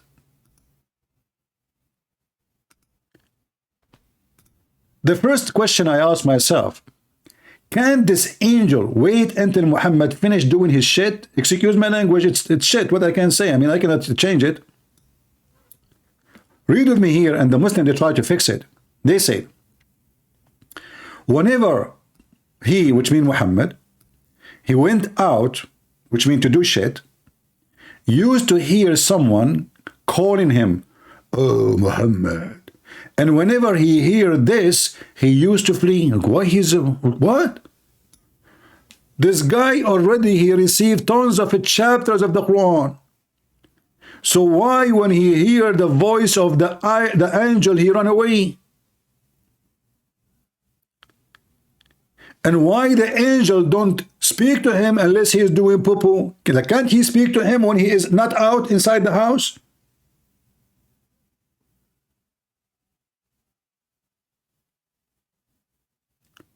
Whenever he went out, he used to hear someone calling him. Someone, what do you mean someone? What is that? And here Muhammad already, he is a prophet supposedly, he received chapters, he announced himself. What the heck? Is that the first time Muhammad he heard this? Maybe Jibreel, he changed his voice each time he speak to him, so this time did not recognize him. Like he was talking like this. Brother, I came to Prophet Muhammad and he went doing it boo-boo. And I said to him, Prophet Muhammad, he started running. And Brother Thithar, I will explain to you why Prophet Muhammad he started running. First of all, it was very dark. And Prophet Muhammad, he make poo-poo in his pants when it's dark. He's so scared of pants. So because it's dark, I spoke to him at dark because I don't want people to see me. So he go out to do a poo-poo. And I cannot go to him at night because I already have women around him. So I said to myself, I'm going to take Prophet Muhammad when he is going out to do poo-poo. And then when he go out to do poo-poo, he ran away from me. What the heck is that? The angel, he speak to Muhammad, and Muhammad, he hear a sound, and then he run away. And look, Waraq ibn Nawfal, which is, I believe, he is the real father of Muhammad. He slept with his mother. Advise the Prophet to remain in his place when the caller calls him. Hold on. Are you saying to me that your prophet is not wise enough? And he is so coward to the point he cannot stand in his place and say, who are you? Who's there? What Muhammad he do when he hear the sound? He flee.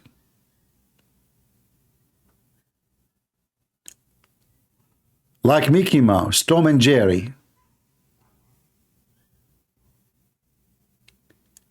Then this guy, he advised Muhammad, what if Muhammad did not listen to this guy to listen to him? The verses will not come to him. Another clear proof that Muhammad is suffering from mental illness. Muhammad, he tried to commit suicide many times.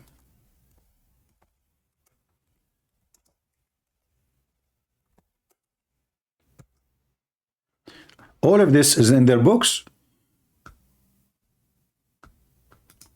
Everything we are showing you, this is from their books and it's authentic.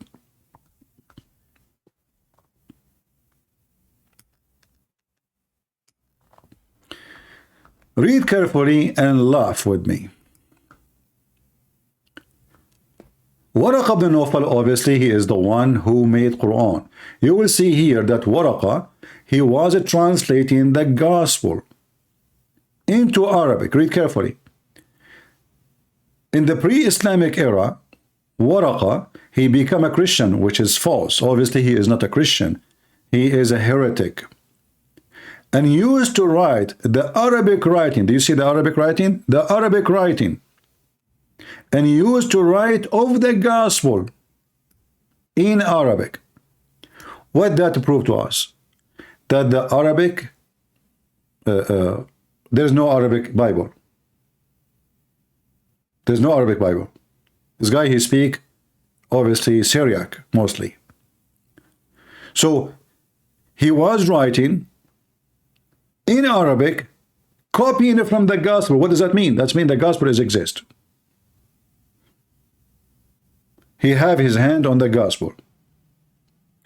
But in reality, he is not writing the gospel. He is writing things from the gospel.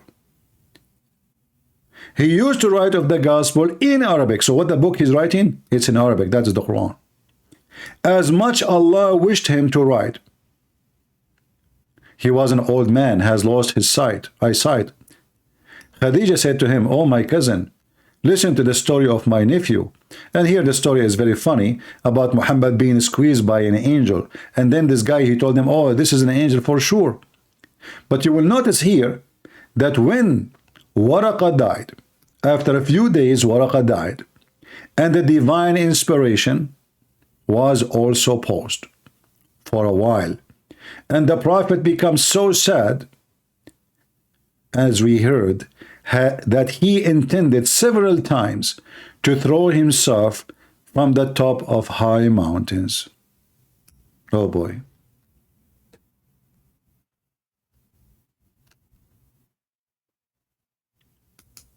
Remember, we are talking about mental illness. This guy in his video, he says mental illness can happen if it is a punishment from God. It can be a punishment from God. Okay. So why Muhammad wanna do that? I have somebody, he is wearing the clothes of Hajj. He wanna talk to us. Let us call him. Look like he just came from Hajj.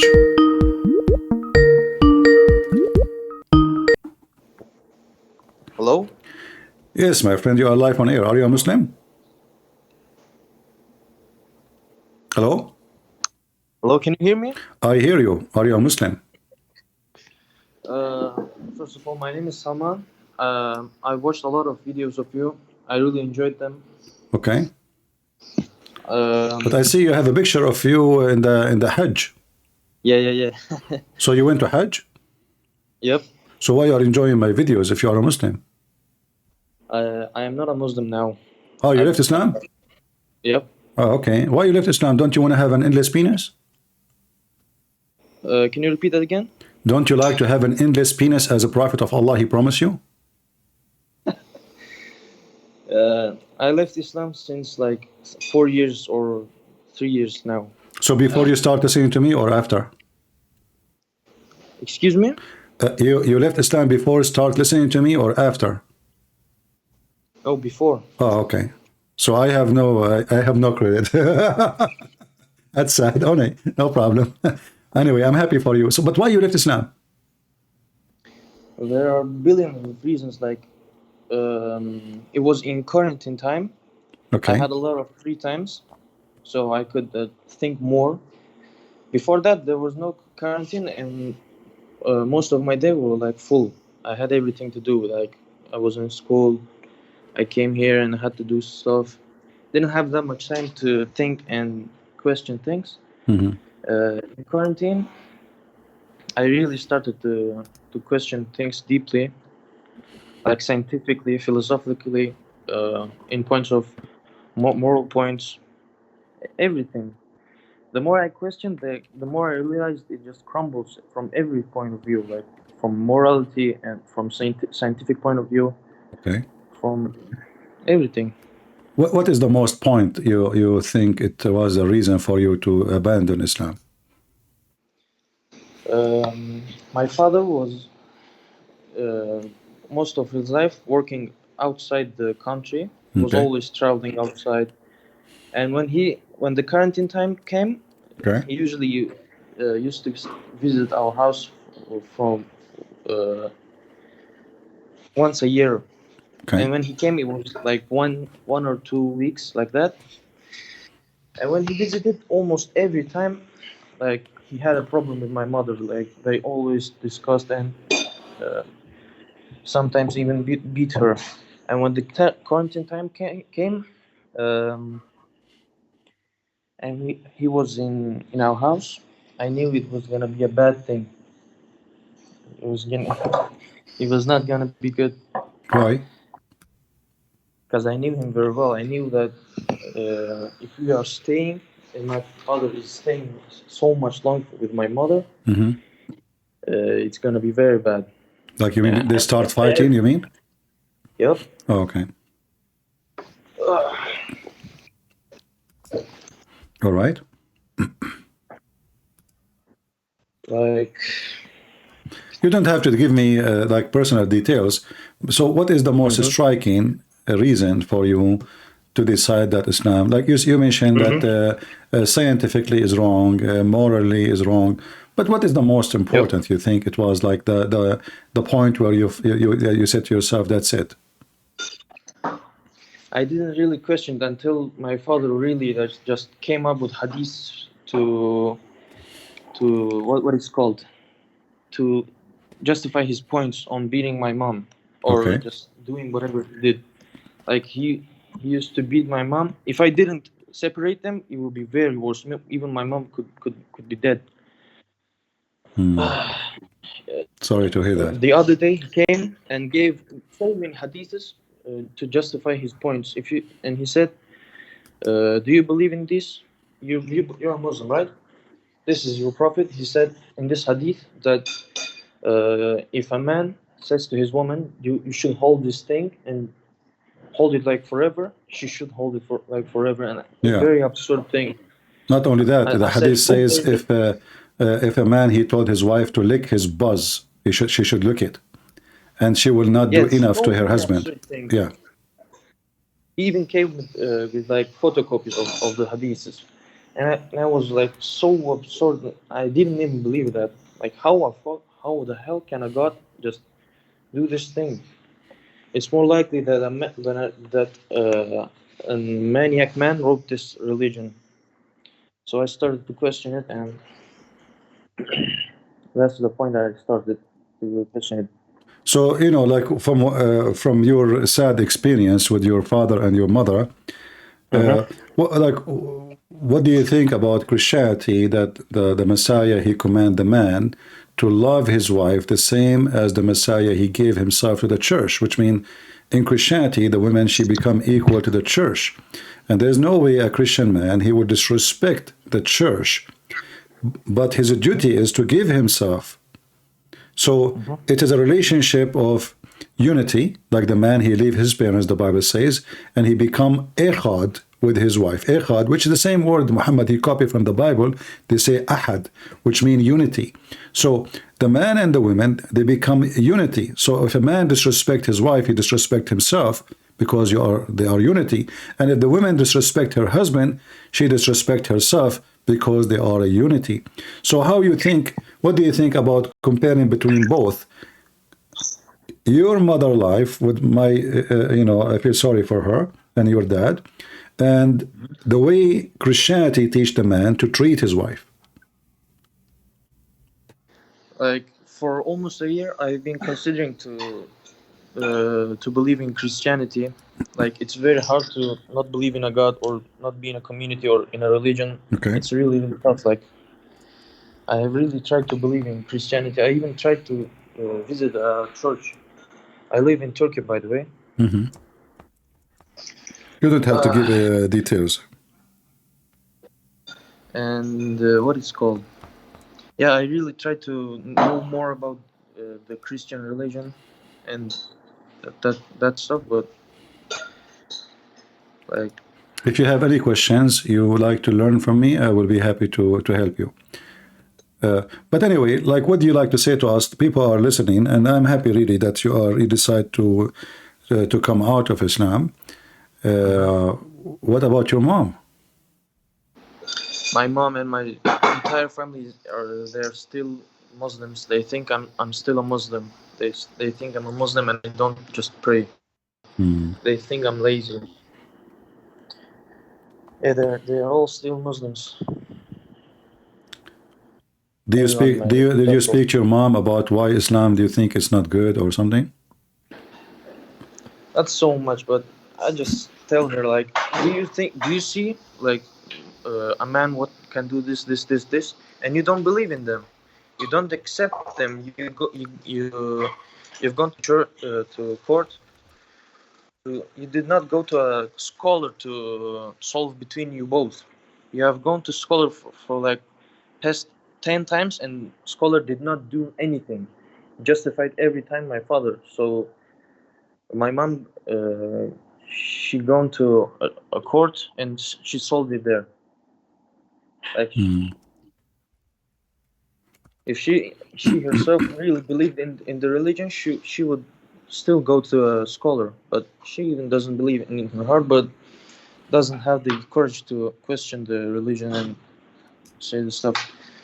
By the way, I'm sorry if I sound like kind of weird, because it's the first time I speak English, and no problem. Like this. No problem. Don't worry about it. You know, English is not my first language too. Well, I don't know. What do you like to share with people here? Like, you're calling me, and I don't want to push you toward the Christianity. But if you like to know anything about Christianity, I will be happy to answer you. Yeah, I really try to believe, but I can't. Like, why? What is the problem with Christianity? You think the reason you could not believe? Like, when I was Muslim, okay, the Christianity always was like. They just changed always the stuff. It's very corrupt. Why you think so? No, I don't think so. I was always called like this. Okay. Always heard it like this. They in Islam, you know, like, they don't take any religion seriously except Islam. Like, always say Buddhists, they are stupid. They pray to stones. And but Jews, don't the Muslims kiss stones? Excuse me? Don't the Muslims kiss stones themselves? Yeah. So if the Buddhists are stupid because they kiss stones, how Muslims explain kissing stones? Why Muhammad he kissed the stones? In Islam, you even have like pagan stuff in Islam. A lot of pagan things. Oh, the Kaaba itself is a pagan.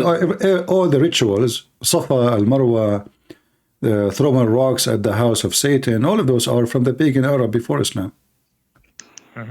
Yeah, Muhammad, he just adopt everything. Going around Tawaf, you know, Tawaf. I don't know if you know the hadith. There's a hadith saying that a Muslim man, he says, before Islam, we look in the desert to find a rock. If we find a good rock, we put it in the middle and we do Tawaf. We go around it.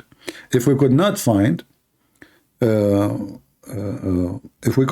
a stone which is good to do tawaf around it, we make we milk a sheep and we mix the milk with dirt and we make a rock, and then we go to do tawaf around it. So this is exactly what the Arab used to do before Islam. They used to go around the Kaaba. The Kaaba had many idols, and the Muslims go around it. Yeah, exactly. Even like a lot of stuff also came from the previous pagan culture. All of it. As an example, cutting the hand of a thief. This is what the Arab used to do as pagan. A crucifixion. This is from the pagan Roman. Crucifixion. You know, as a punishment. You will find that the Quran, Allah claimed that the crucifixion is a punishment from him. But all of us, we knew that this is cannot be from him. Everything Muhammad he did is a theft from somebody else. Like stoning to death, he took it from the Jews. Crucifixion, he took it from the Roman.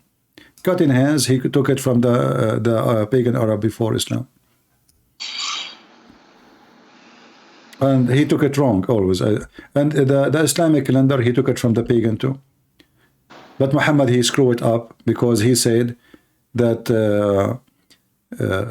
you know, there's something it's called a nasi, or like when you you know, because the Islamic calendar is a moon calendar, so the moon calendar, it's short, correct? Mm-hmm. So what the people who practice or let us say follow the calendar, the moon calendar, in order to fix the wrong of it, they have to add days at the end of the year. To do what? To fix it, because simply it's not correct. So Muhammad, he claimed suddenly, for no reason, which is proving again that Muhammad is a false man and he is not a prophet of God. He claimed that the correction of the calendar by adding days is from the kuffar, which is true. It is from the pagan. But it's the right thing to do. So if you go to chapter 9, verse number 37, it says that postponing of a sacred month, because they have to add days, is in addition to this belief. So since then, Muhammadan, they don't have a good calendar. Why? Because now we cannot fix the calendar. This is why you will see a Muslim, he fasts in Ramadan, but Ramadan can be in January, correct? It can be in July. It can be in August. Is that true? Can be any month.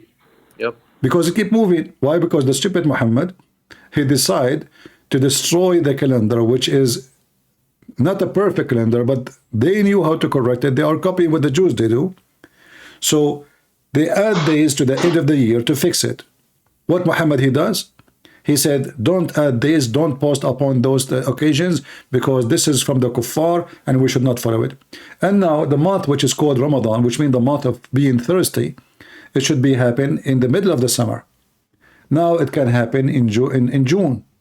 It can happen in December. It can happen in February. If we ask the Muslims, when is the birthday of Muhammad? You will find that the birthday of Muhammad, they are every month. Different 10 answers, no exact year.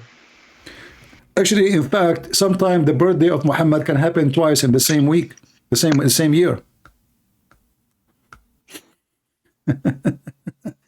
In the same year, you can celebrate the birthday of Muhammad twice. Why? Because the stupid Muhammad he decided to destroy the calculation of the Islamic calendar. And since then, the birthday of Muhammad, it doesn't occur in a certain month no more. So imagine somebody, he is born in July, next year he is born in August, next year he is born in September, the year after it, October, November, December. How that work? How this can be against Allah? How fixing a calendar can be against Allah? Why Allah is deceiving them, if he is God, and making them follow a calendar which is messed up?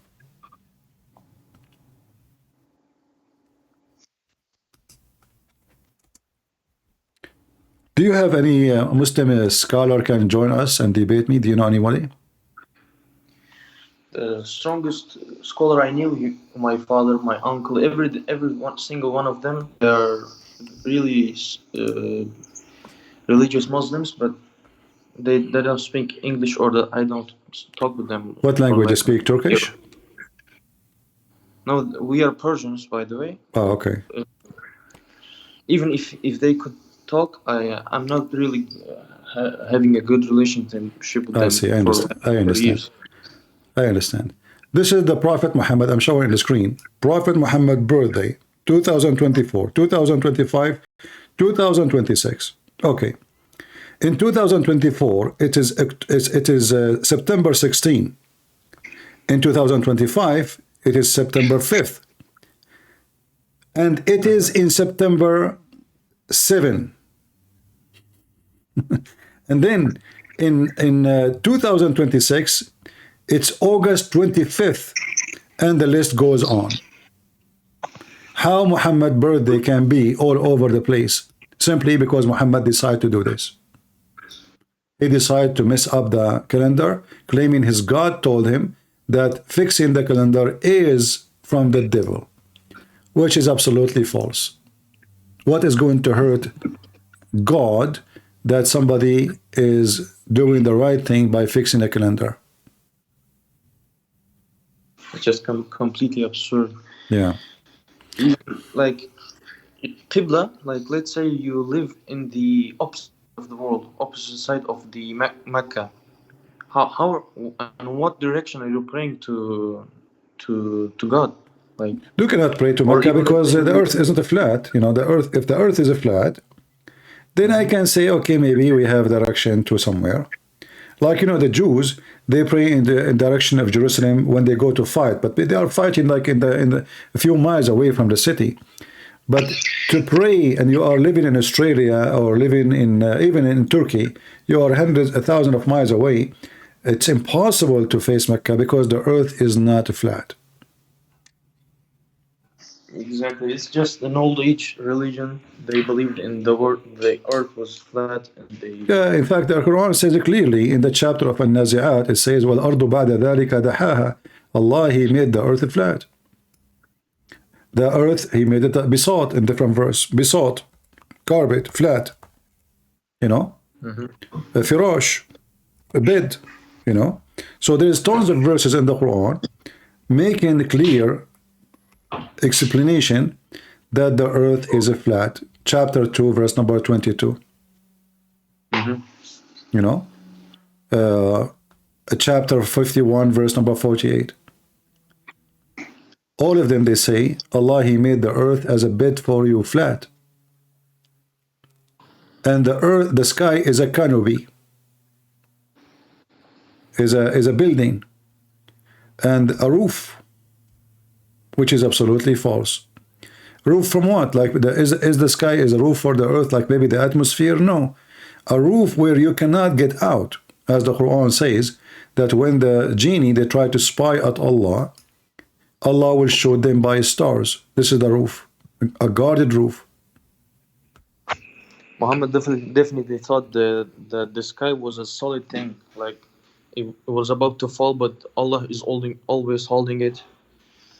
They thought like it was a blue solid thing, always about to fall on earth. Yeah. Well, I'm happy that you left Islam, my friend, and if you have a question in the future about the Bible, I will be happy to help you. Yeah, I really try to look up for Christianity, and what should I do? How should I start?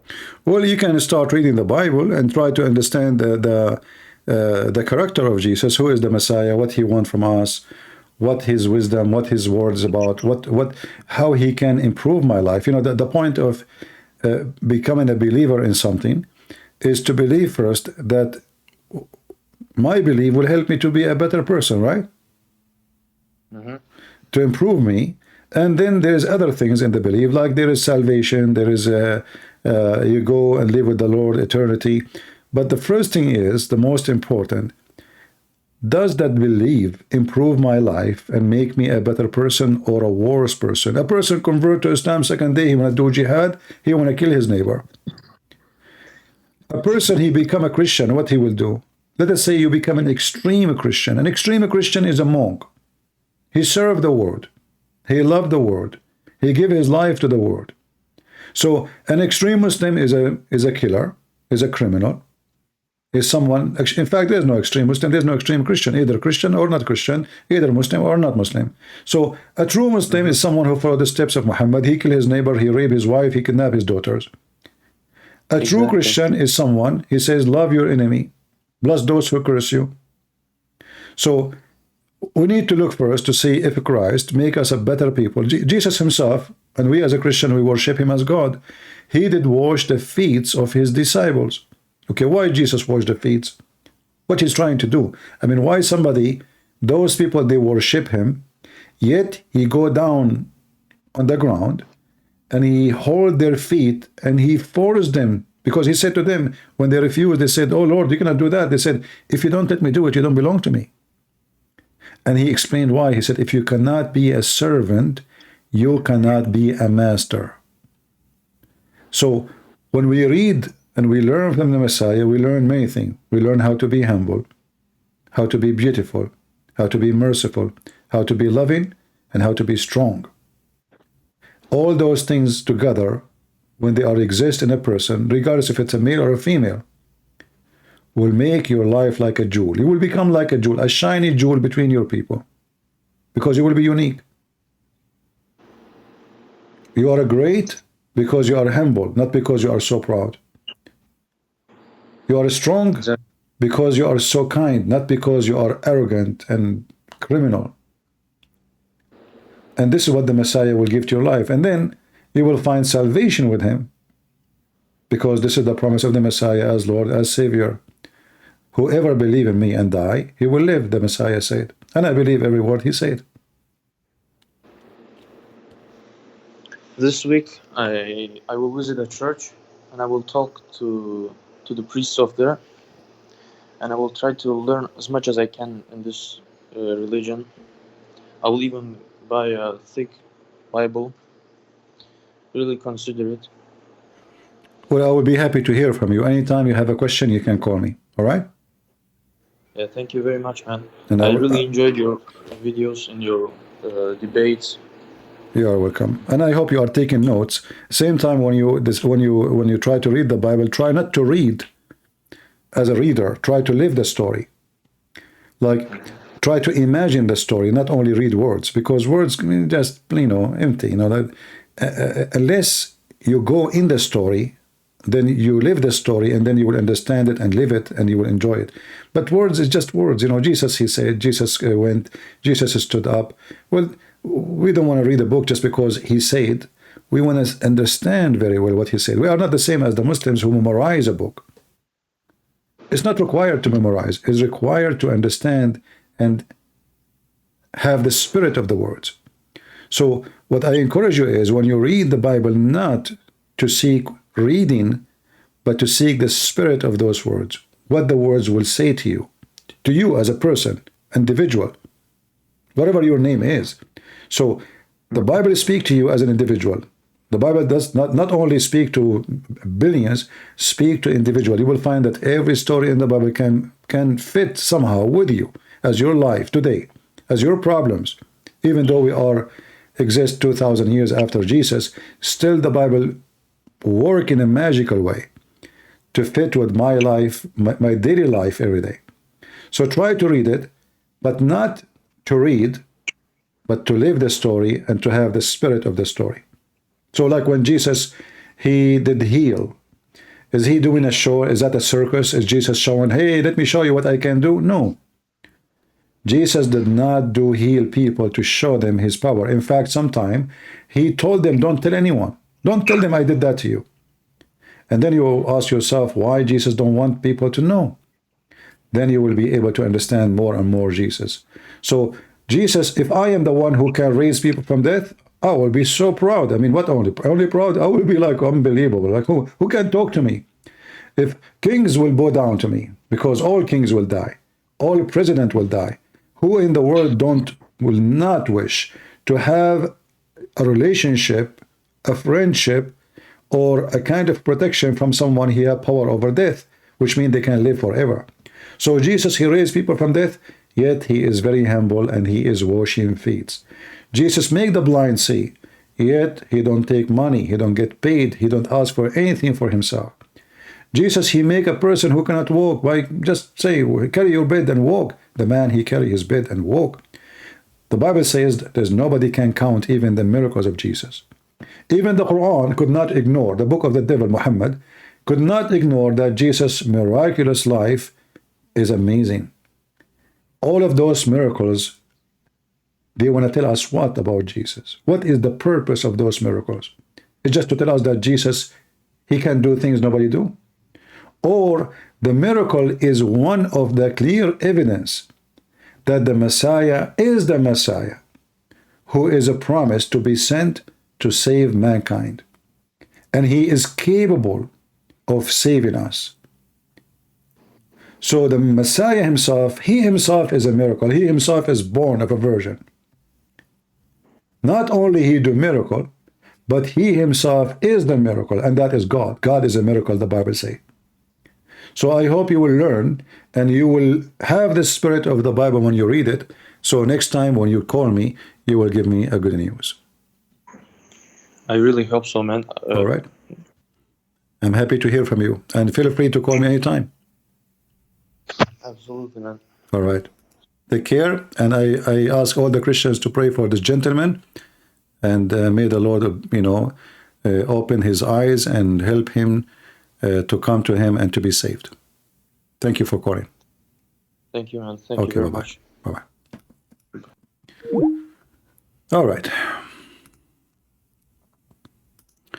I'm sorry for the money you waste to go to Hajj.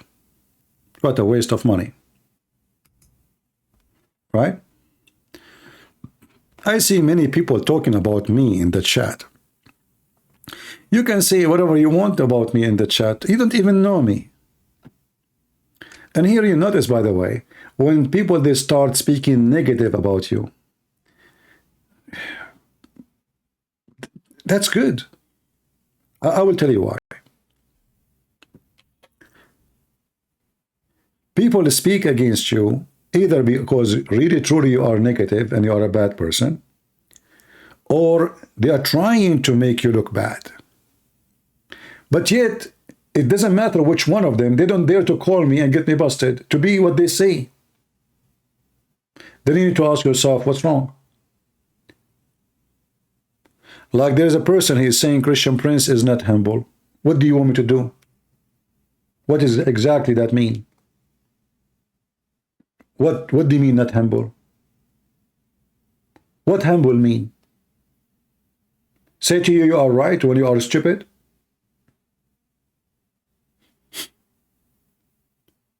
Do you want me to be politically correct and that will make you humble?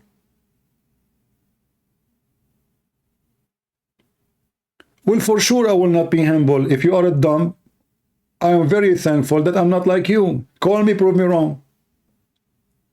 I challenge you even to explain what the word humble mean. I'm sure you do not know even what you are saying. Call me, here we go, Skype, they are posting it for you. I challenge you, go. Why you don't call me? Do you know what the word humble mean? Big mouth, but they don't dare to debate you. They don't dare to prove you wrong. Even though, remember, my English is not that strong, which means you can, if you are a person who is, born in England or in America, you speak way better language than me. So you have advantage over me.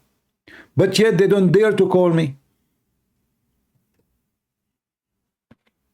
Do you know why? Because you are a potato. And by the way, I have a copyright over the word potato.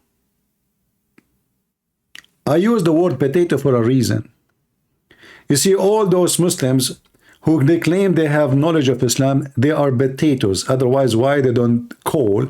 All what take them is to call me once and destroy me, and nobody will listen to me. People, they will notice Christian Prince, he know nothing, he is nobody, and nobody will listen to me. Why they are avoiding the match, the potato match? Because they knew I will fry them. You said polygamy is for mental illness. Abraham and Jacob, they were. Okay, hold on. Let us go and examine this. Just to show you how stupid you are. If we go in the Bible, we will see that Abraham, he did not practice polygamy for the sake of polygamy. Abraham, he wanted to have children. Why you don't call me? And what does have to do with humble? This is supposed to be about being wrong. Correct, people? What does have to do with being humble or not humble? This is about being right or wrong. So did Abraham seek another woman for the sake of sex?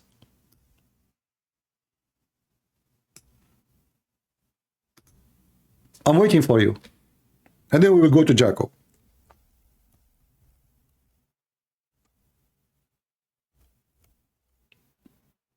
I'm waiting. Why Abraham had more than one wife?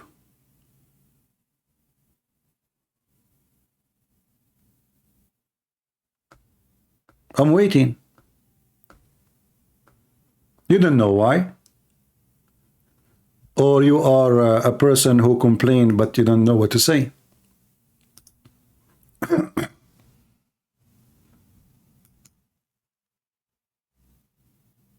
I don't care if you are a Muslim or not. What kind of answer this answer?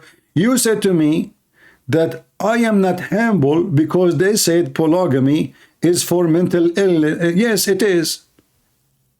It is. The Bible says clearly, don't multiply your wives. Is that true?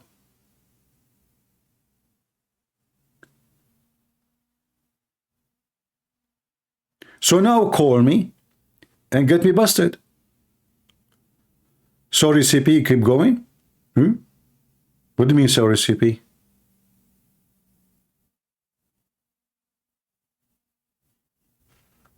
I know what to say to people.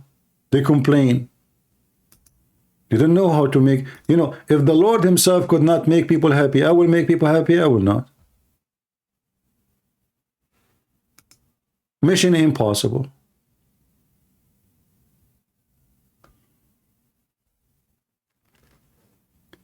The purpose of polygamy, the reason a man he seek it, because he like to have more women in his bed. To explain it to you in a, let us say, in a different way. Let us say here, let us open a page. Which page? We need a page which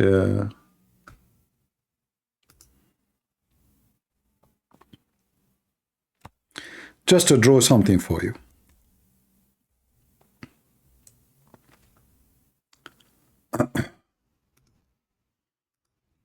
I'm just seeking an empty page, white page, so we can, okay, here we go.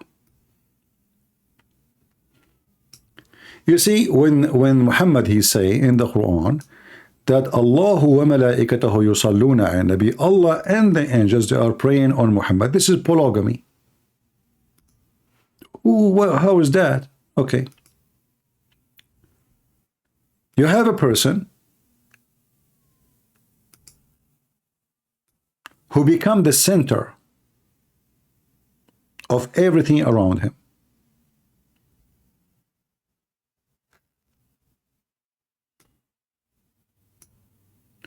So God, angels, believers, women, everybody exists for one reason. To satisfy him, satisfy his needs.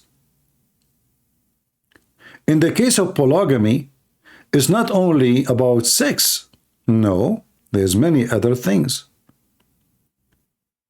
It's you being the center of interest. Simply, you being God.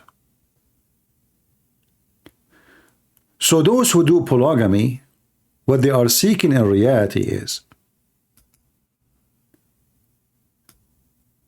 to have a wheel, and this wheel of life go around them. Everything, all those women, they are fighting to compete to make him happy. In bed, in food, it doesn't matter how. In singing, in dancing, in stripping. Otherwise, one woman is what God created for Adam. Did God make a mistake when he said in the Bible, multiply, don't multiply your wives? Did God make a mistake when he created only Adam and Eve? Was Adam an happy person because one woman is not good, is not enough? So simply, polygamy for sure is a sign of mental illness, because there is no need of it.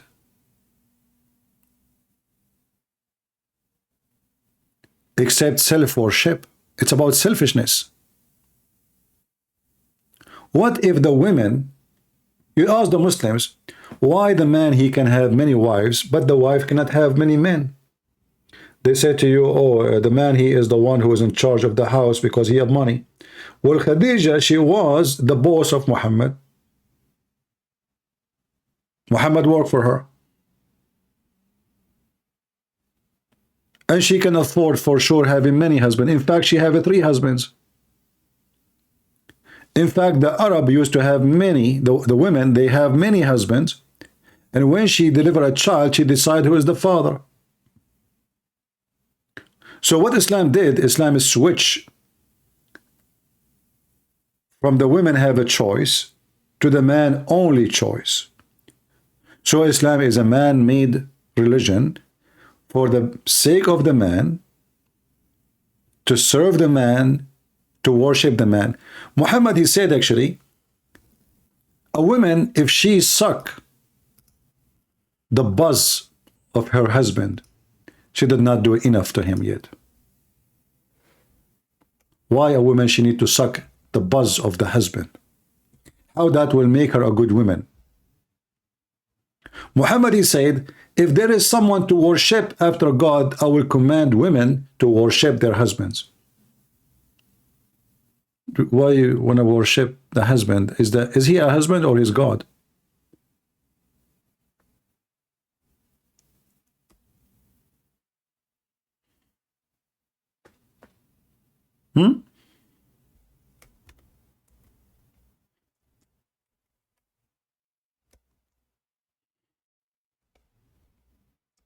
Do we have any Muslim?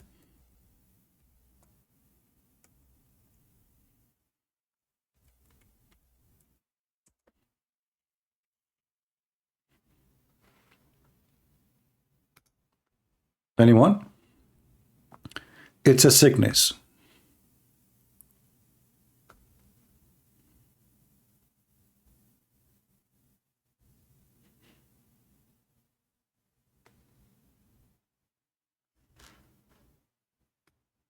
Imagine Muhammad is forcing women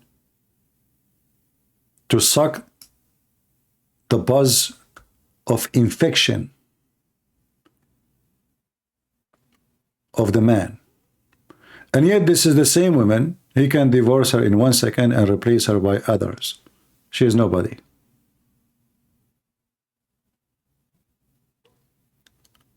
A woman, she cannot say no to her husband even if you want to do boom boom to her in the top of the camel. Why a man want to do to her boom boom in the top of the camel? Is he an animal? Is that what Muslims they do? Have sex in the street?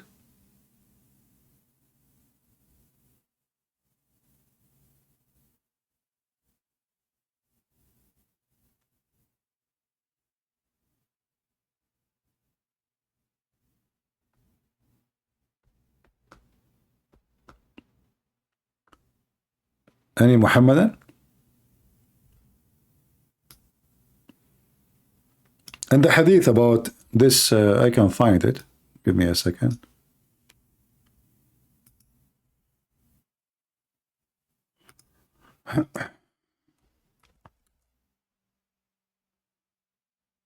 Look like this website don't have it. It should be here. Let us see a different one.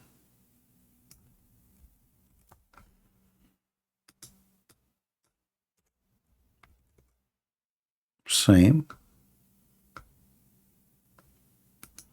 But we can find it in Arabic, no problem.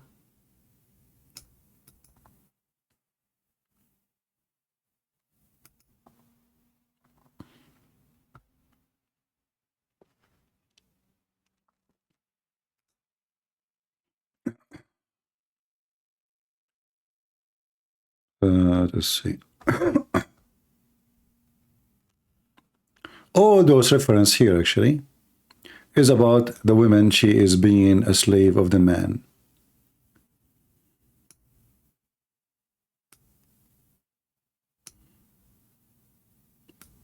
Muhammad, he made it clear actually, if he commanded one day a woman to bow down to somebody beside God, is going to be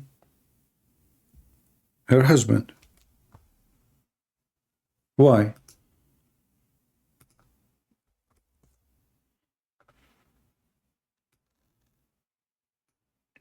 Isn't it this is what paganism is about? Why the woman she prostrate herself before her husband? This is what polygamy is about. It's paganism. Is worshipping fake God.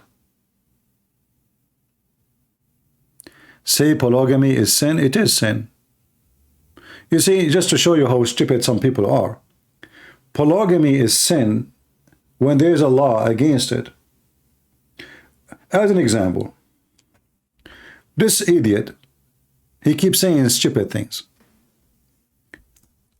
When the children of Adam, they had sex with their sisters, was that sin? The answer, no. But is having sex with your sister is a sin? The answer, yes. Big deal. So you're an idiot. You are literally an idiot. Sin it is when it says don't do so. Sin it is not if there is no command about it. So when God, he gave the command, did he told Abraham, don't have more than one wife? Did he say to him, don't, and then Abraham, he disobey? No. There is no command. If there is no command, there is no sin.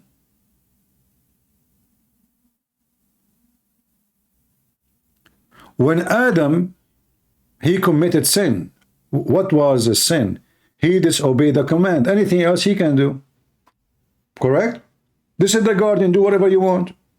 Jump in the tree, cut in the tree, eat, jump, have sex with your wife, do whatever you want. But don't go there. That is the only command. So what is sin? Is to disobey the command.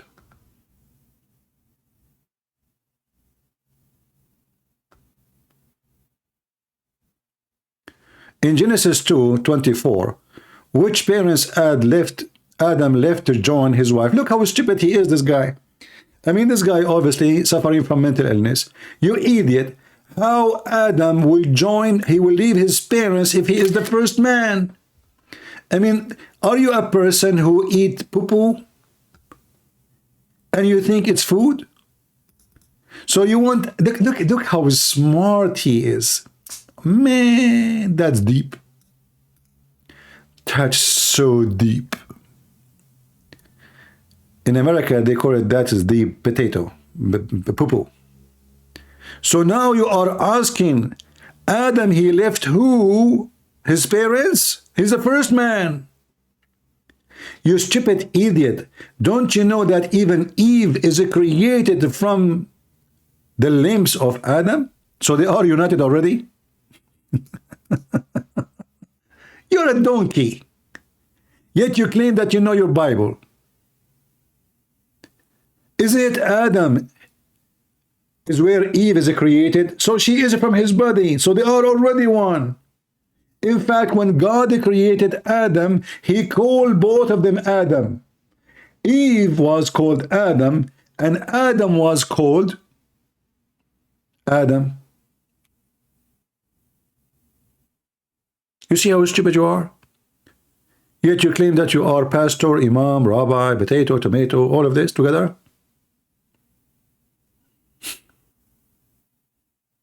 Oh boy. You remind me of, what his name? Rabbi Shamoli? What his name? The one who debated David Wood? Sorry, not David Wood, Muhammad Hijab. He told him Islam is beautiful. I mean, imagine how stupid this one who called himself rabbi. He will prove something. What is that? That Hamas is bad. So what he say? Islam is beautiful. So if Islam is beautiful, why Hamas is ugly? I mean, do you see the stupid hypocrite liars? They call themselves rabbis. They call themselves, and those are the ones they invite them because they make poo-poo. Those are the ones they invite them to debate. Islam is beautiful. This is what the rabbi he said.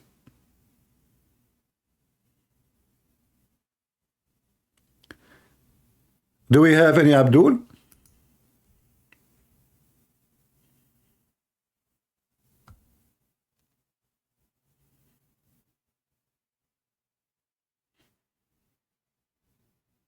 Anyone?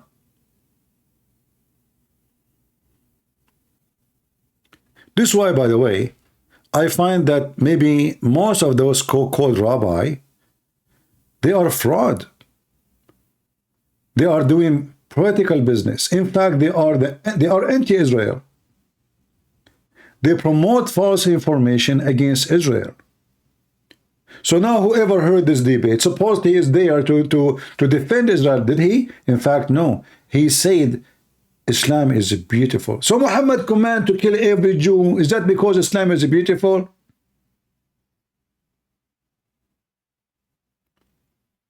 Muhammad raped the Jews. Muhammad enslaved the Jews. Muhammad tortured the Jews. Muhammad, he brought a guy, he's a Jewish man. They keep beating him to tell them where he hide his money. And then the idiot who he claimed to be a rabbi, he said Islam is beautiful.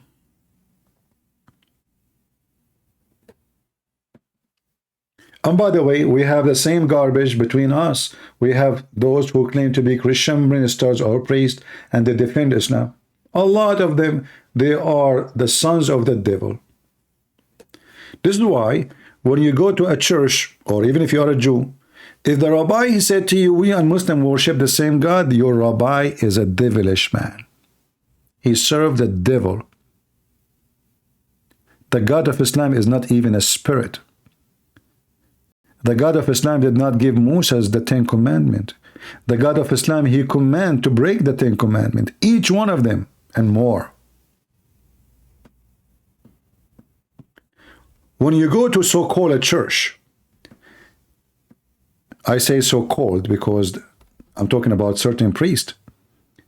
And those people, they say to you, well, we worship the same God. Tell him where, how? Well, our God is Jesus. Is their God is Jesus? No. So how we worship the same God? Our God is a spirit. Is their God is a spirit? No. So how we worship the same God when the nature of the God is not even the same? In our heaven, there is no sex, nothing of that. Their heaven is nothing but a porn station. How we have the same God, but we have totally opposite heaven. Our God teaches us to love our enemy, to bless those who curse us. Their God teach them to hate and kill and rape. How we have the same God? There's a lot of people, they lie to you and they claim to be Christians. In fact, those are more dangerous than the Muslim sheikh themselves.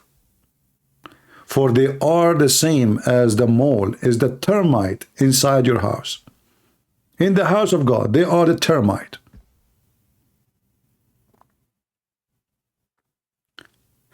And I advise you actually, if you go to a church, this is how you know if this church is a place of God or not. You ask them, what do you think about homosexuality? They start saying to you, God love everybody. Listen, a potato, listen to me. I am not asking you God love who and God hate who. I'm asking you, what do you think about homosexuality? Will God accept everybody? Hold on, listen. They don't even dare to give you an answer for the question. They go around it. Did I ask you if God loves everybody? No, God don't love everybody. That is a big fat lie. We can go right now and find tens of verses in the Bible about how God, he cursed the wicked ones. Who said so? So why we have hell?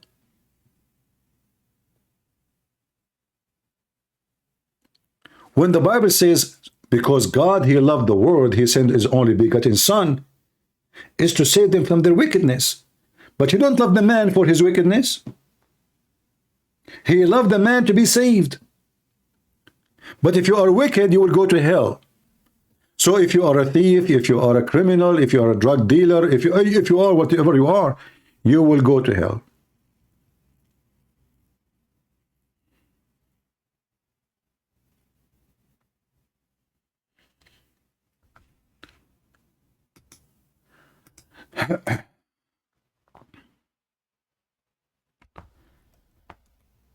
Do we have any Muhammadan?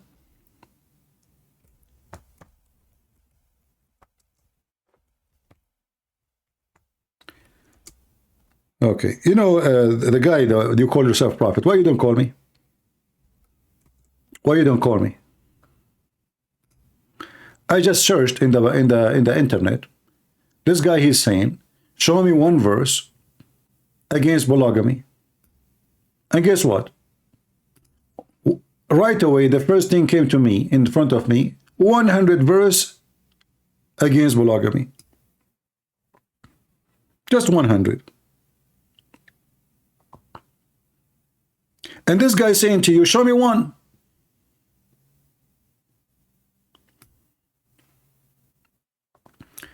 I think the reason you are defending polygamy because you are a sick person and you like to have multiple partners.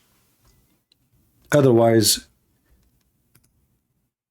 in fact, if Christianity or the Bible promote polygamy, I advise you to leave it.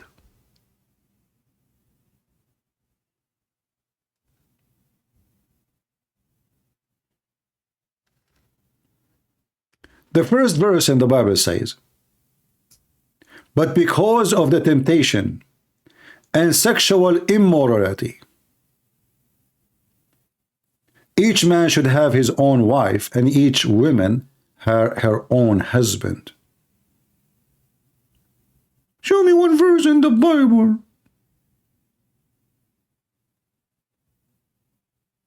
All the Bible speak against it. And you are a potato.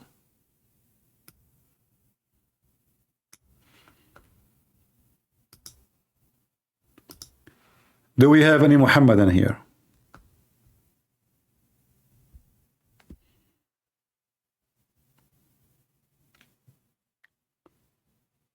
The easiest way to find if somebody is a pedophile, if he get upset if you insult a pedophile.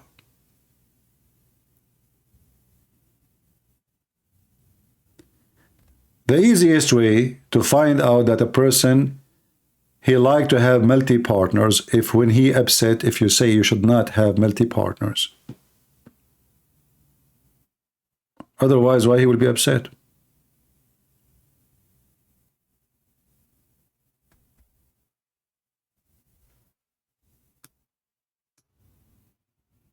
It's like a thief and he is wanted. Each time he hear the police car, he think it's coming for him, unless you live in New York. Then they will bring you the Amazon delivery. If you live in New York or Chicago. The police in your service there. Not to arrest you, but to protect you when you attack people or to commit a theft.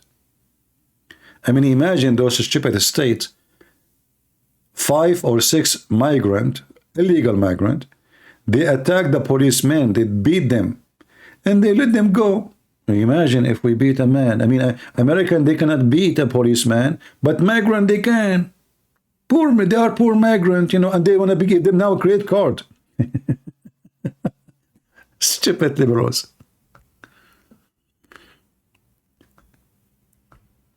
Mental illness. Do we have any Muhammadan? This is why liberals, by the way, they join forces against America with Muslims. This is why liberals, they join terrorists against Israel. Because liberals, they are suffering from mental illness, severe mental illness.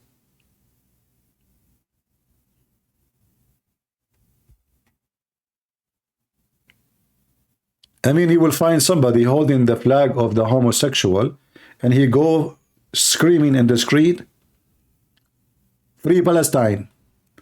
If we send him to so-called Palestine, he will be dead in 2 seconds. They will kill him.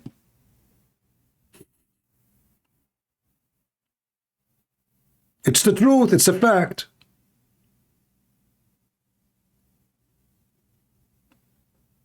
Yet they join them because simply they are suffering from mental illness. Who is here for the first time? If you are here for the first time, don't forget to subscribe. You see, we don't ask people to subscribe, but just to remind you, because I know people, they come, they go, they don't. So we don't even have 4,000. You know, I'm leaving my account in YouTube, which have 156,000. And I come in here because here we can keep our videos. Until now, thank God, Rumble did not harass us, and I hope they will never. So invite your friends. And by the way, some people, they struggle with the Rumble. They say it doesn't work good for them. Use Opera. Opera is a browser. It's free, and it have like a proxy.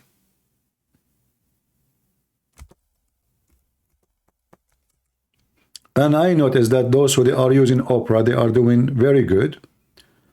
I can post for you. I don't know what you are using, Mac or Windows. Anyway, you can search for download Opera. All right. And then based on your computer, is going to tell you when you click, is going to open for you Mac or Windows. All right. It's for free. They have VPN for free. For free. So if you are living in a country where they block, like in Indonesia, they told me that Rumble is blocked in their country. Well, be sure to turn the VPN. You can go to the setting and turn it on, and that will change everything for you. It's for free. All right.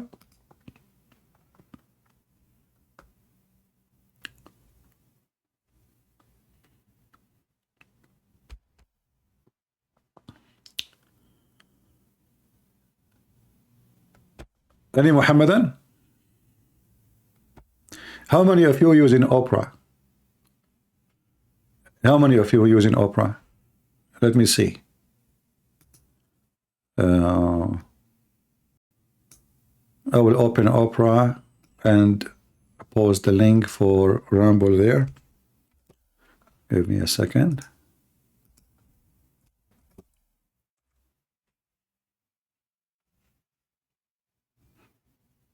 I think even Opera, even the chat run faster. Right?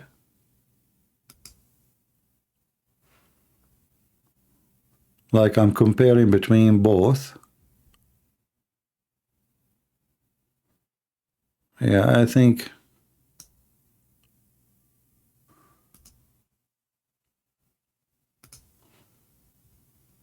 Yeah. Here's the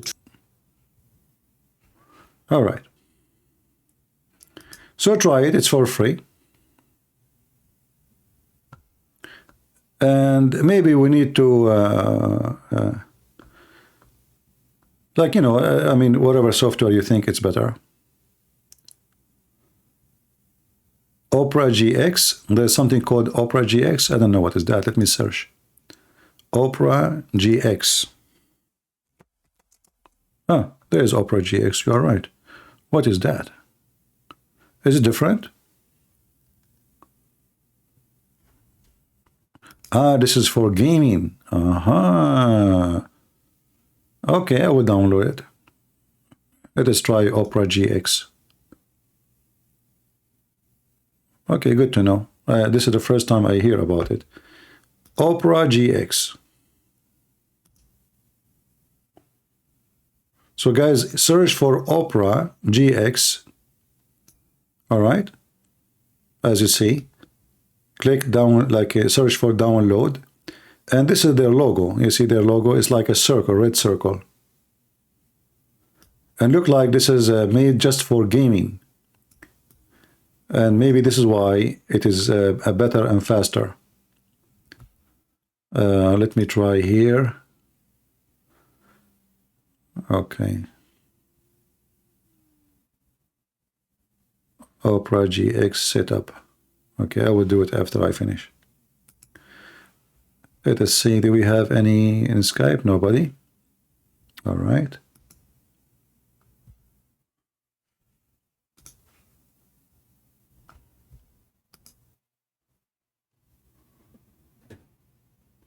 Yeah, usually things for gaming is going to be more smooth because simply it's play software of things moving fast, etc.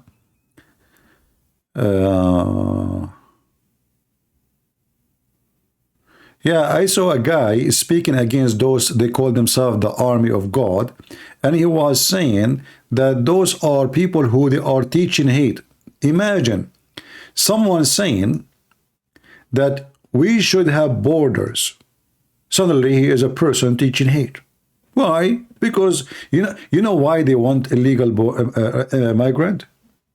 Do you know why the mafia, they like them? Because they want to abuse them. They bring those women, children, they are in the street. Look, they are sleeping everywhere. Women they will use for prostitution, even children, for prostitution. You bring in a migrant, he cut your grass for $5.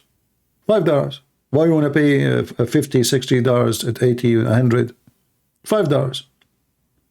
So they are not in love with the migrant. They want to abuse them. Myself, when I came to the state,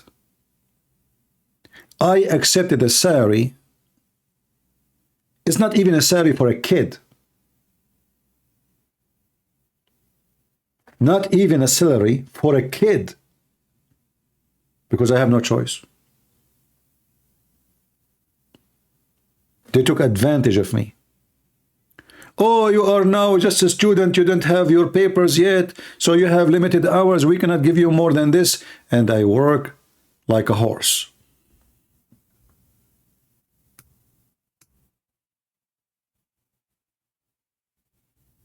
This is why they want the migrant.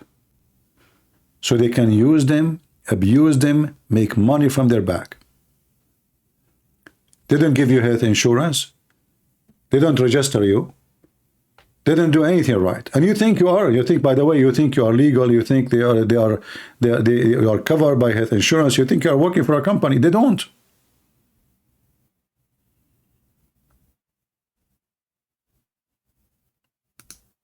A bunch of filthy. So I have a first-hand experience of what it's to be to take advantage of when you are a migrant.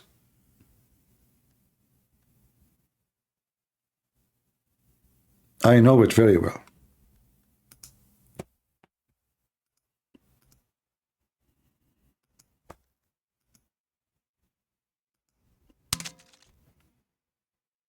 It's a mafia. They don't love them. They want to use them. If a woman, she is good looking, she will end in a pimp room. If a woman, she is not good looking, she will end in a back kitchen room. We know what they want to do with them. Suddenly, the liberals are people of a charity when they don't believe in God. Who of those liberals want to take any of those migrants to live in his house? Let us see, Nancy Pelosi, she don't even stay in her villa. She have money more than one villas. They want to abuse them.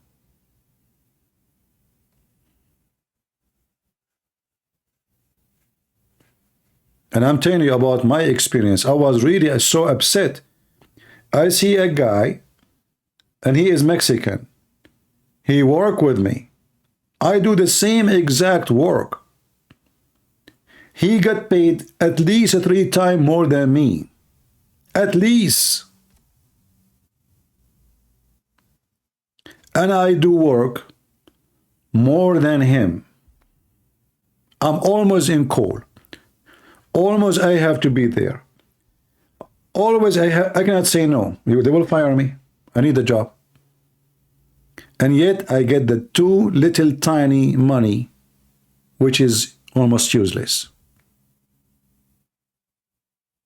This is what they want to do with the migrant. And I'm speaking about my own experience.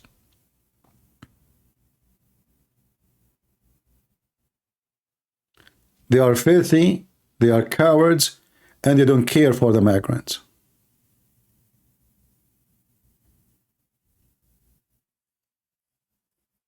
No health insurance. Nothing. You know what nothing means? Nothing. And they give you the job which nobody want to do.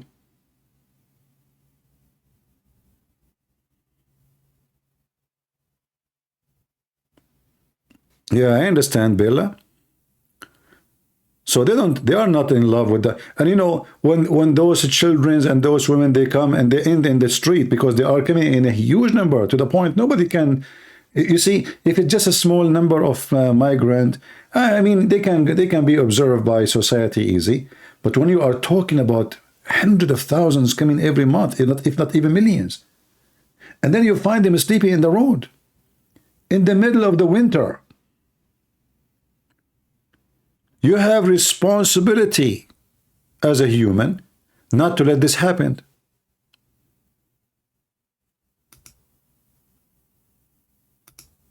And you know, if you say you want to open the country for migrant, well, then open the country for migrant. Everybody will come. Nobody will stay in Afghanistan. Nobody will stay in Pakistan. Nobody will stay in India. Nobody will stay in Iraq. Nobody will stay in Syria. Nobody will stay in Lebanon. Nobody will stay anywhere.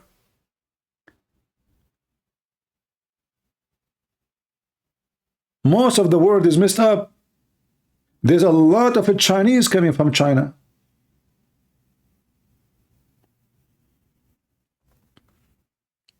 And then after you give them the citizenship, they start complaining about this country. You know, my experience with the migrant, I want to speak about the Arab, my people. Once I met a bunch of guys, and they asked me if I go with them to a restaurant. You know, that was, I think, Sunday something. So I went there, and they start telling me, if I am in Jordan, I will be living a very nice life. Here I'm nobody. I don't like it here. The other guy, he said, oh, I used to live in Kuwait. Man, my life is so good. I don't know what I did to myself. I came here. Anyway, so each one of them, he started telling you how good his life was before he came to America. And then they asked me, what do you think? I said, I think you're a bunch of, all of you, excuse my language, a bunch of piece of shits. Because all of you, you claim that your life there is way better, but you are still here. Why you don't take your passport and leave immediately? Go. As long as this country is a garbage, it's bad, it's ugly, it's disgusting, it's nothing. Why you don't go? They got so upset from me and they never called me back.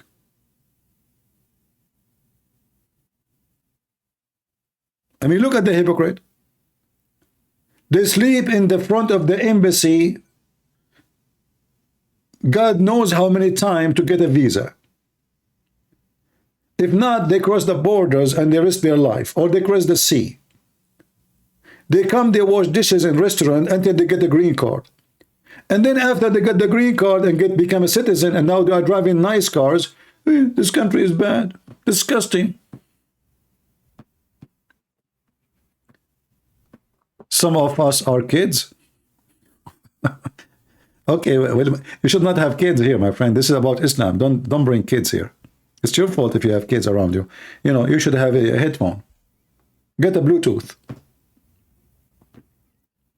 Sometimes you cannot use a better word. I mean, you have to use it. What I will use? Fertilizer? Okay, next time I will use fertilizer. This is why me, myself, I don't associate myself generally with Middle Eastern. For sure, not everybody is the same, you know, but generally they are so hypocrite. He is coming from Iraq. Iraq is so beautiful. Come on, man. I mean, what are you talking about? Iraq is dust. Iraq, I mean, it's messed up. But Iraq is beautiful. That's it. So why you are here? Go. What are you waiting for?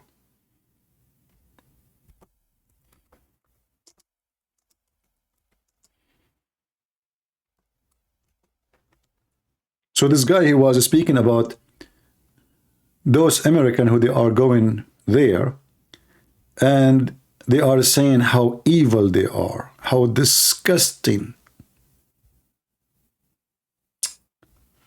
how bad. The bad is you. You want them to get in so you can use them, abuse them sexually, financially, labor. That is the whole purpose.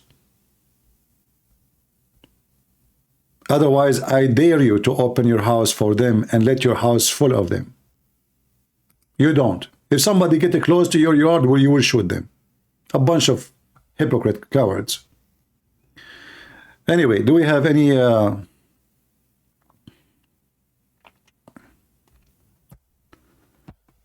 Abdul?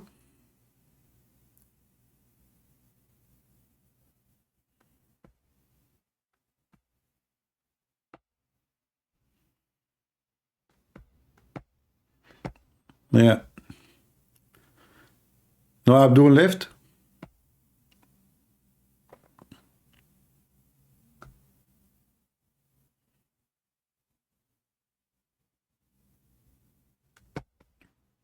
No Abdul? What happened? We have a dry land, Abdul. Nothing went across the border?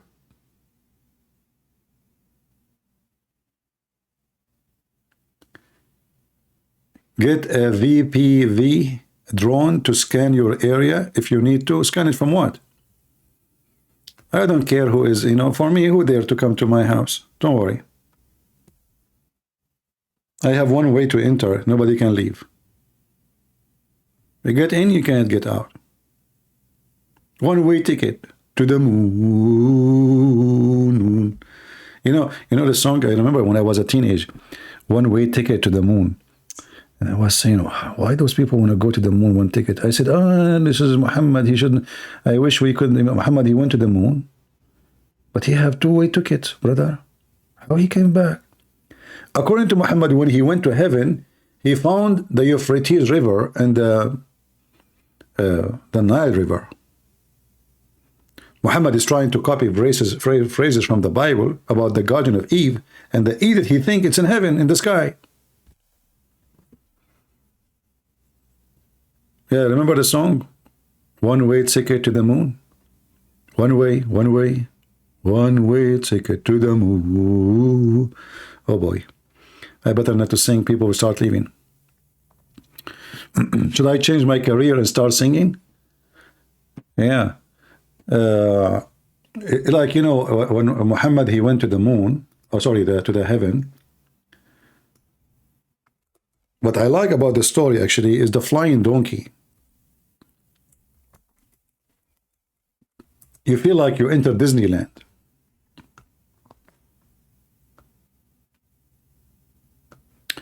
And one of the stories here, actually, is how the donkey don't want Muhammad to ride him.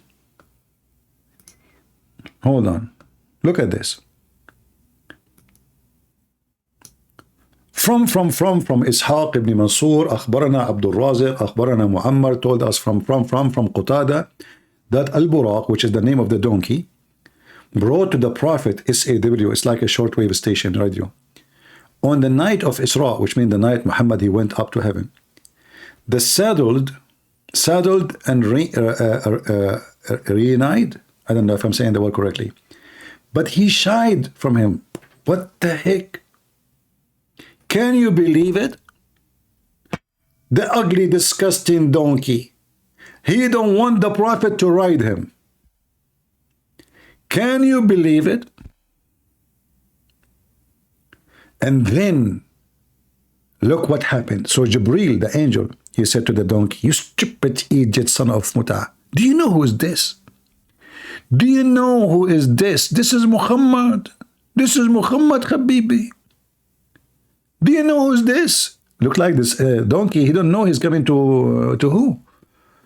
There's a lack of communication in heaven. Allah did not tell his donkey where he's going. They just told him go. Oh. And now the donkey arrived to do the ride, but he don't want Muhammad to ride him. That's deep. And then the angel says to him, you stupid idiot, potato donkey idiot, stupid. Brought shame to Allah. You are refusing to let the Prophet ride you? And then look what happened to the donkey. And he said to him, there is no one more honorable to your Lord than him. And then the donkey, he started sweating his ass. Look at the donkey. Imagine if you have a video at that time, video camera, and you go live in YouTube. And you are reporting such a story, and the donkey is a dripping poo-poo, sweetness, even he lost his teeth, even his tail went between his legs. All of this because he was feeling the shame. What I did. Aman Rabbi Aman. What kind of a donkey you are?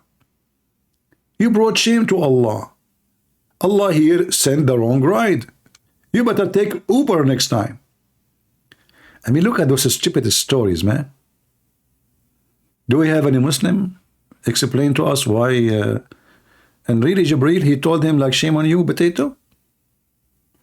How come he did not use potato? He didn't know about it. If I am there, I will say to him, potato, what are you doing?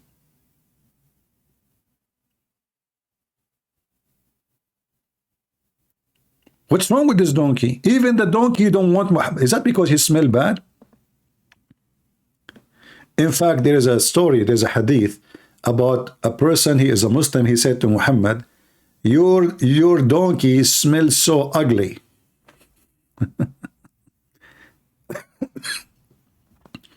And then the Muslim, they start fighting each other. Anyone knows what they use? Anyone knows? Maybe we should talk about it next time we go live. They start fighting each other by throwing shoes at each other. Tell those people who they are struggling with audio to use Opera GX if they can, or Opera. They use shoes exactly, yeah.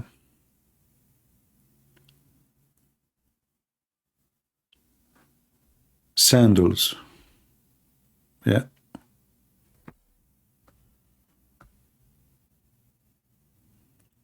CP, if Muslims believe in their heart that they worship same God as we are they saved because Jesus judged them in what in their heart? No. You see, Jesus judged you by what is in your heart if you are a person who do not know, which means nobody told you. Let us say you are a person who live in the jungles of the Amazon. So nobody mentioned to you the name of Jesus. You never received the gospel of Jesus.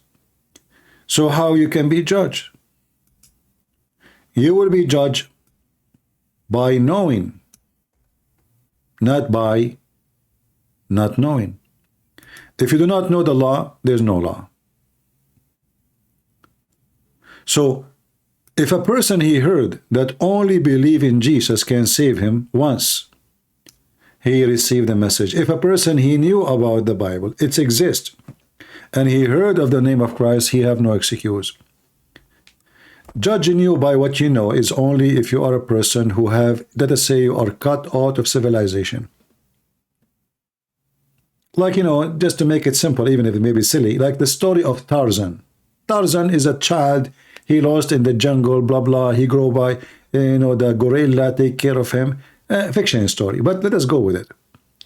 Let us say you are a Tarzan who live in the jungle. You never heard of Jesus. Then God will judge you by what you know. God, he occupied us, or let us say, when we are created, when we see blood, we feel disgusted. You see, even a dog, when he do wrong, he feel guilty. Is that true? Is that correct, or I'm making things up? So how a dog, he knew he is guilty? He hid. He put his head down. Look at this picture here. The girl, she screamed at him, and he put his head down. You know, he's hiding. He knew, and he's a dog. Is that correct?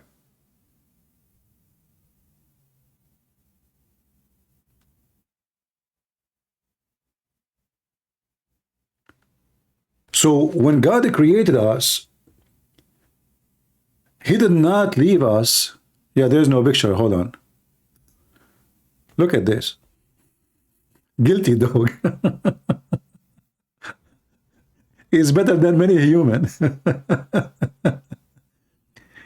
They go to the store, they rob the store, and they are so rude and so filthy, and they are so proud of their theft. Dogs is better than them.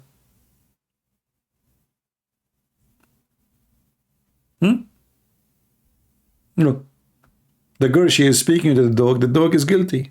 He knew he did something wrong.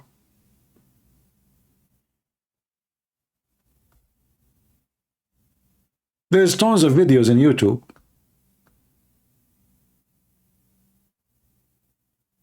He acted as a guilty creature. He knew.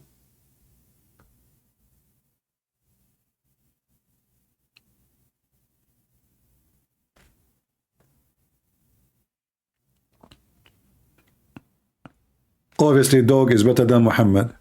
He rape women, he think this is, and he tell his people this is from God. Right? So if a dog, he feel that he is guilty and he understand what guilty mean, why human being don't?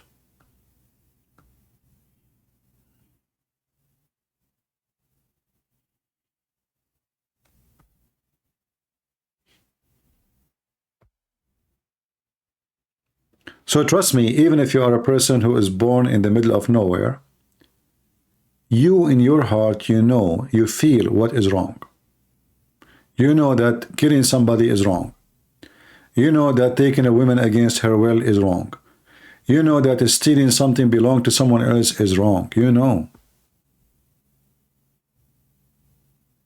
So God will judge you by what you know, which means what God gave you when He created you. You know. You feel disgusted when you see blood. Why?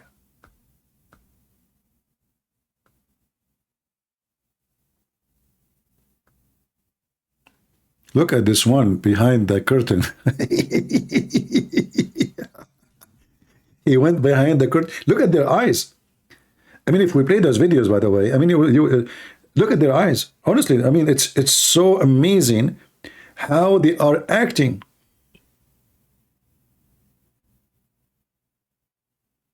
Look at this girl here. She is schooling the dog. And like, you don't even dare to look at her. Like, oh yeah, they are talking about me. Look what I did. I did rip the pillow. Oh, yeah, it's me. What I can say, I cannot deny it. You know? And then they say to you that Islam is the one who make you better. Islam make you... Look what this doggy did. I mean, this guy, he is anti-education for sure. He just converted to Islam. What happened, man? What? Why you did it? What? It's not good to leave this dog with the library. You come back, you find all your document. And I hope that Biden, he will not take him to the White House, because that will he will use this dog to rip all the document about his bribes and Hunter Biden. Like he throw the paper, the dog, he rip it apart, so nobody can spy and read. It's a shredder machine. Yeah. Look at this one. What he have in his... He ate the yogurt, or what? The ice cream? What he have in his mouth, in his nose? I'm not sure. All right. So yes, human being, when he is created, God, he gave you a simple basic knowledge. Like, you know, when the Bible says that God, he taught Adam the names of things. This is not about names. That's mean God, he gave him basic knowledge. Basic knowledge of how to live. Otherwise, God is not teaching, he's not opening school to teach you a door, ladder, table, you know. This is just about teaching you basic things when he created you.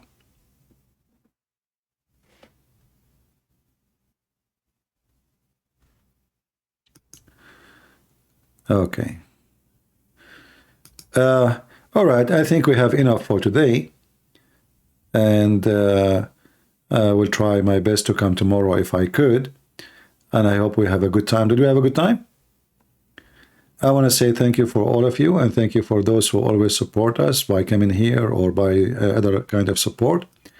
And I hope you will share the link with your friends so people more will know how to find me.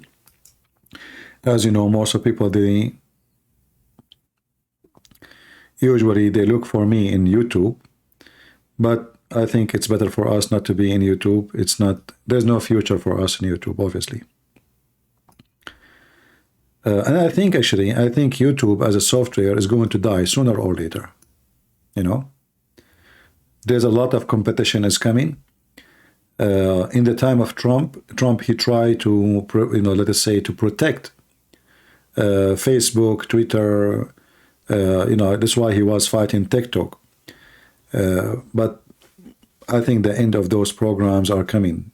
More things will merge and they will die, especially with them being very much aggressive and they are not sincere and not honest.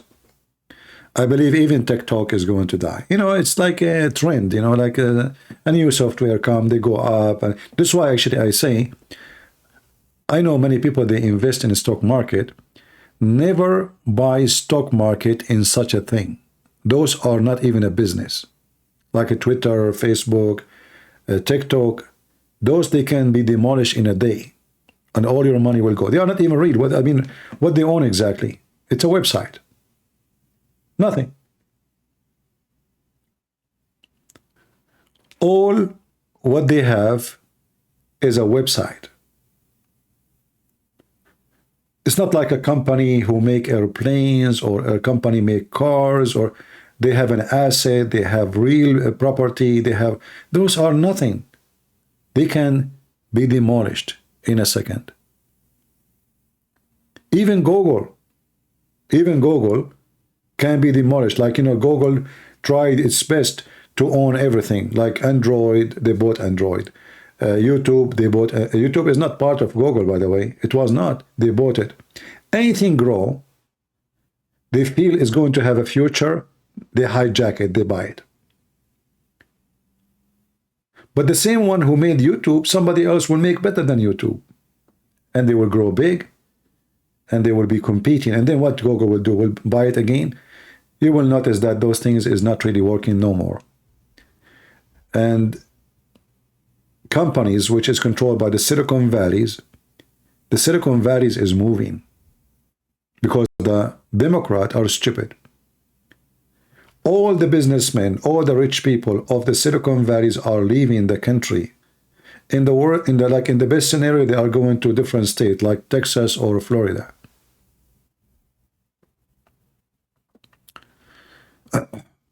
So I warn you, if you want to invest, never invest in those websites. They have no future. They will be sued, they will be closed, they will be destroyed. Just wait. And one more thing, as long as we are talking about business. If you are a person who invests in Bitcoins, did you hear the news? Trump, he is said, if he become a president, he is going to ban it. So imagine all your investment can be destroyed by one announcement and your money will go. And Trump is right. He said, well, you don't have money. Your money is where?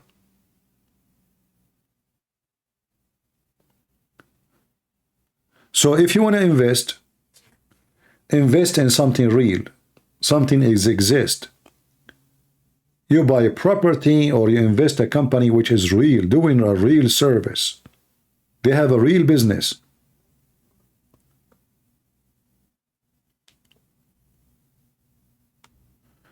No, I'm serious. Trump, he said that, don't you know?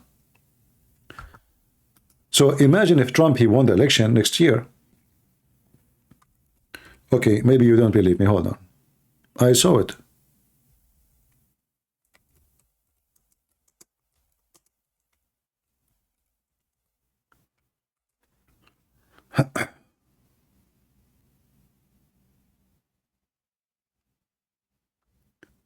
Huh.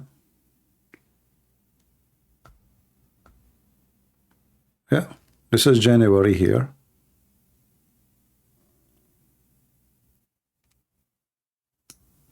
This is January 18, 2024.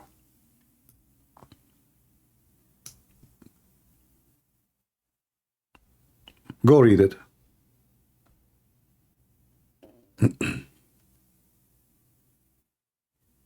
He is a big fan of US dollar and he is anti the cryptocurrency.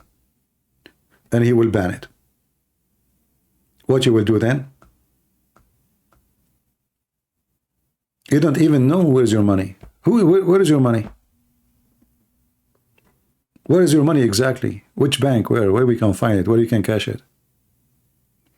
So, if Trump he became a president, the Bitcoin business will be collapsing because you know everything is connected to USA. So good luck with that. All right. I don't know.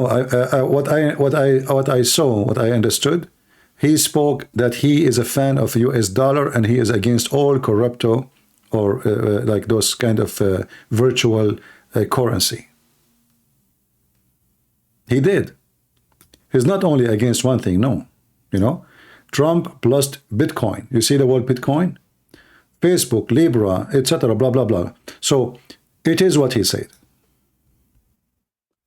They asked him about many things.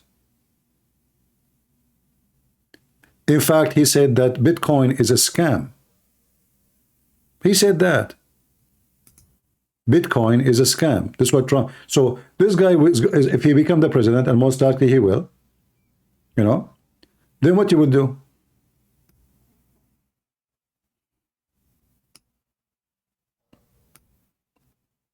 All your business has gone with the wind.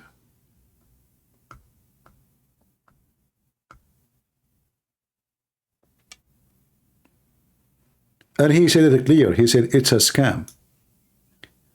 So, you know, people, they become so greedy. Okay, you know, this currency is going so high, so fast. Everybody want to get rich. And then you will collapse. And then you will go home. You will bite your fingers. You will wish that you never stayed there. Anyway, it's up to you. You know better. Me, myself, I'm not really a person who like those...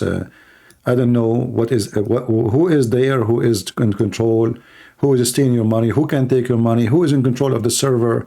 One person controlling the server, he can steal your, you know, here. If one person, you have your password, you lost your money.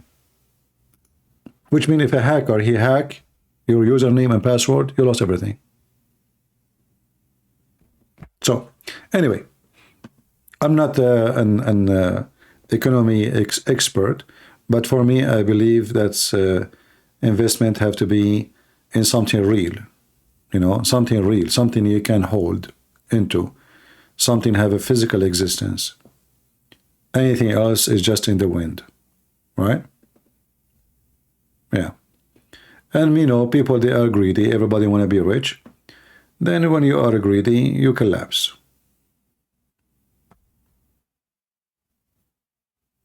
So if you have it, I think maybe it's better to stop being greedy and sell it and get what you can have, because you never know. Tomorrow might a bad news come. Like, you know what this guy, his name?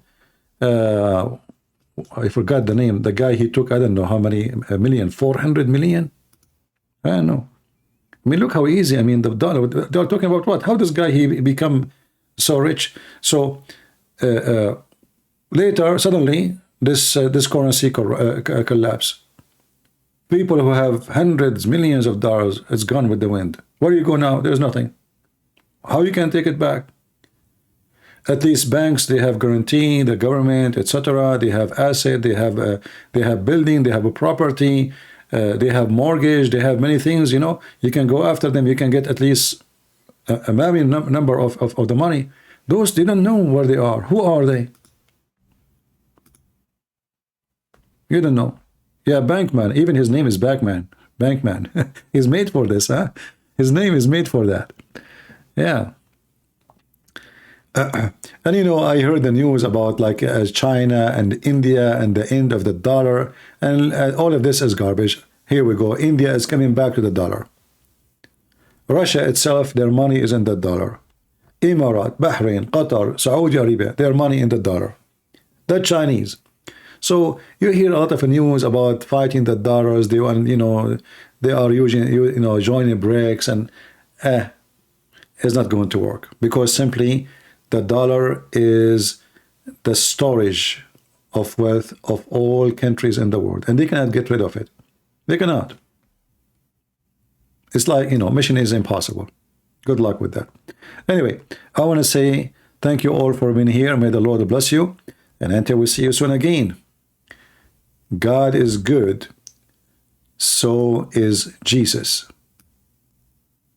And Islam is nothing but mental illness. Muhammad, he took shower with dead dogs and women blood from period. A clear evidence of his mental illness. His promises about heaven, about endless penis, big vagina, 1 mile ass, is a clear evidence of mental illness. Shaitan, he sleep in your nose, piss in your ears, round himself around your penis, go inside your anus, is a clear statement of someone suffering from mental illness. If you don't believe me, that's your problem. Thank you. God bless you, and see you soon. Take care.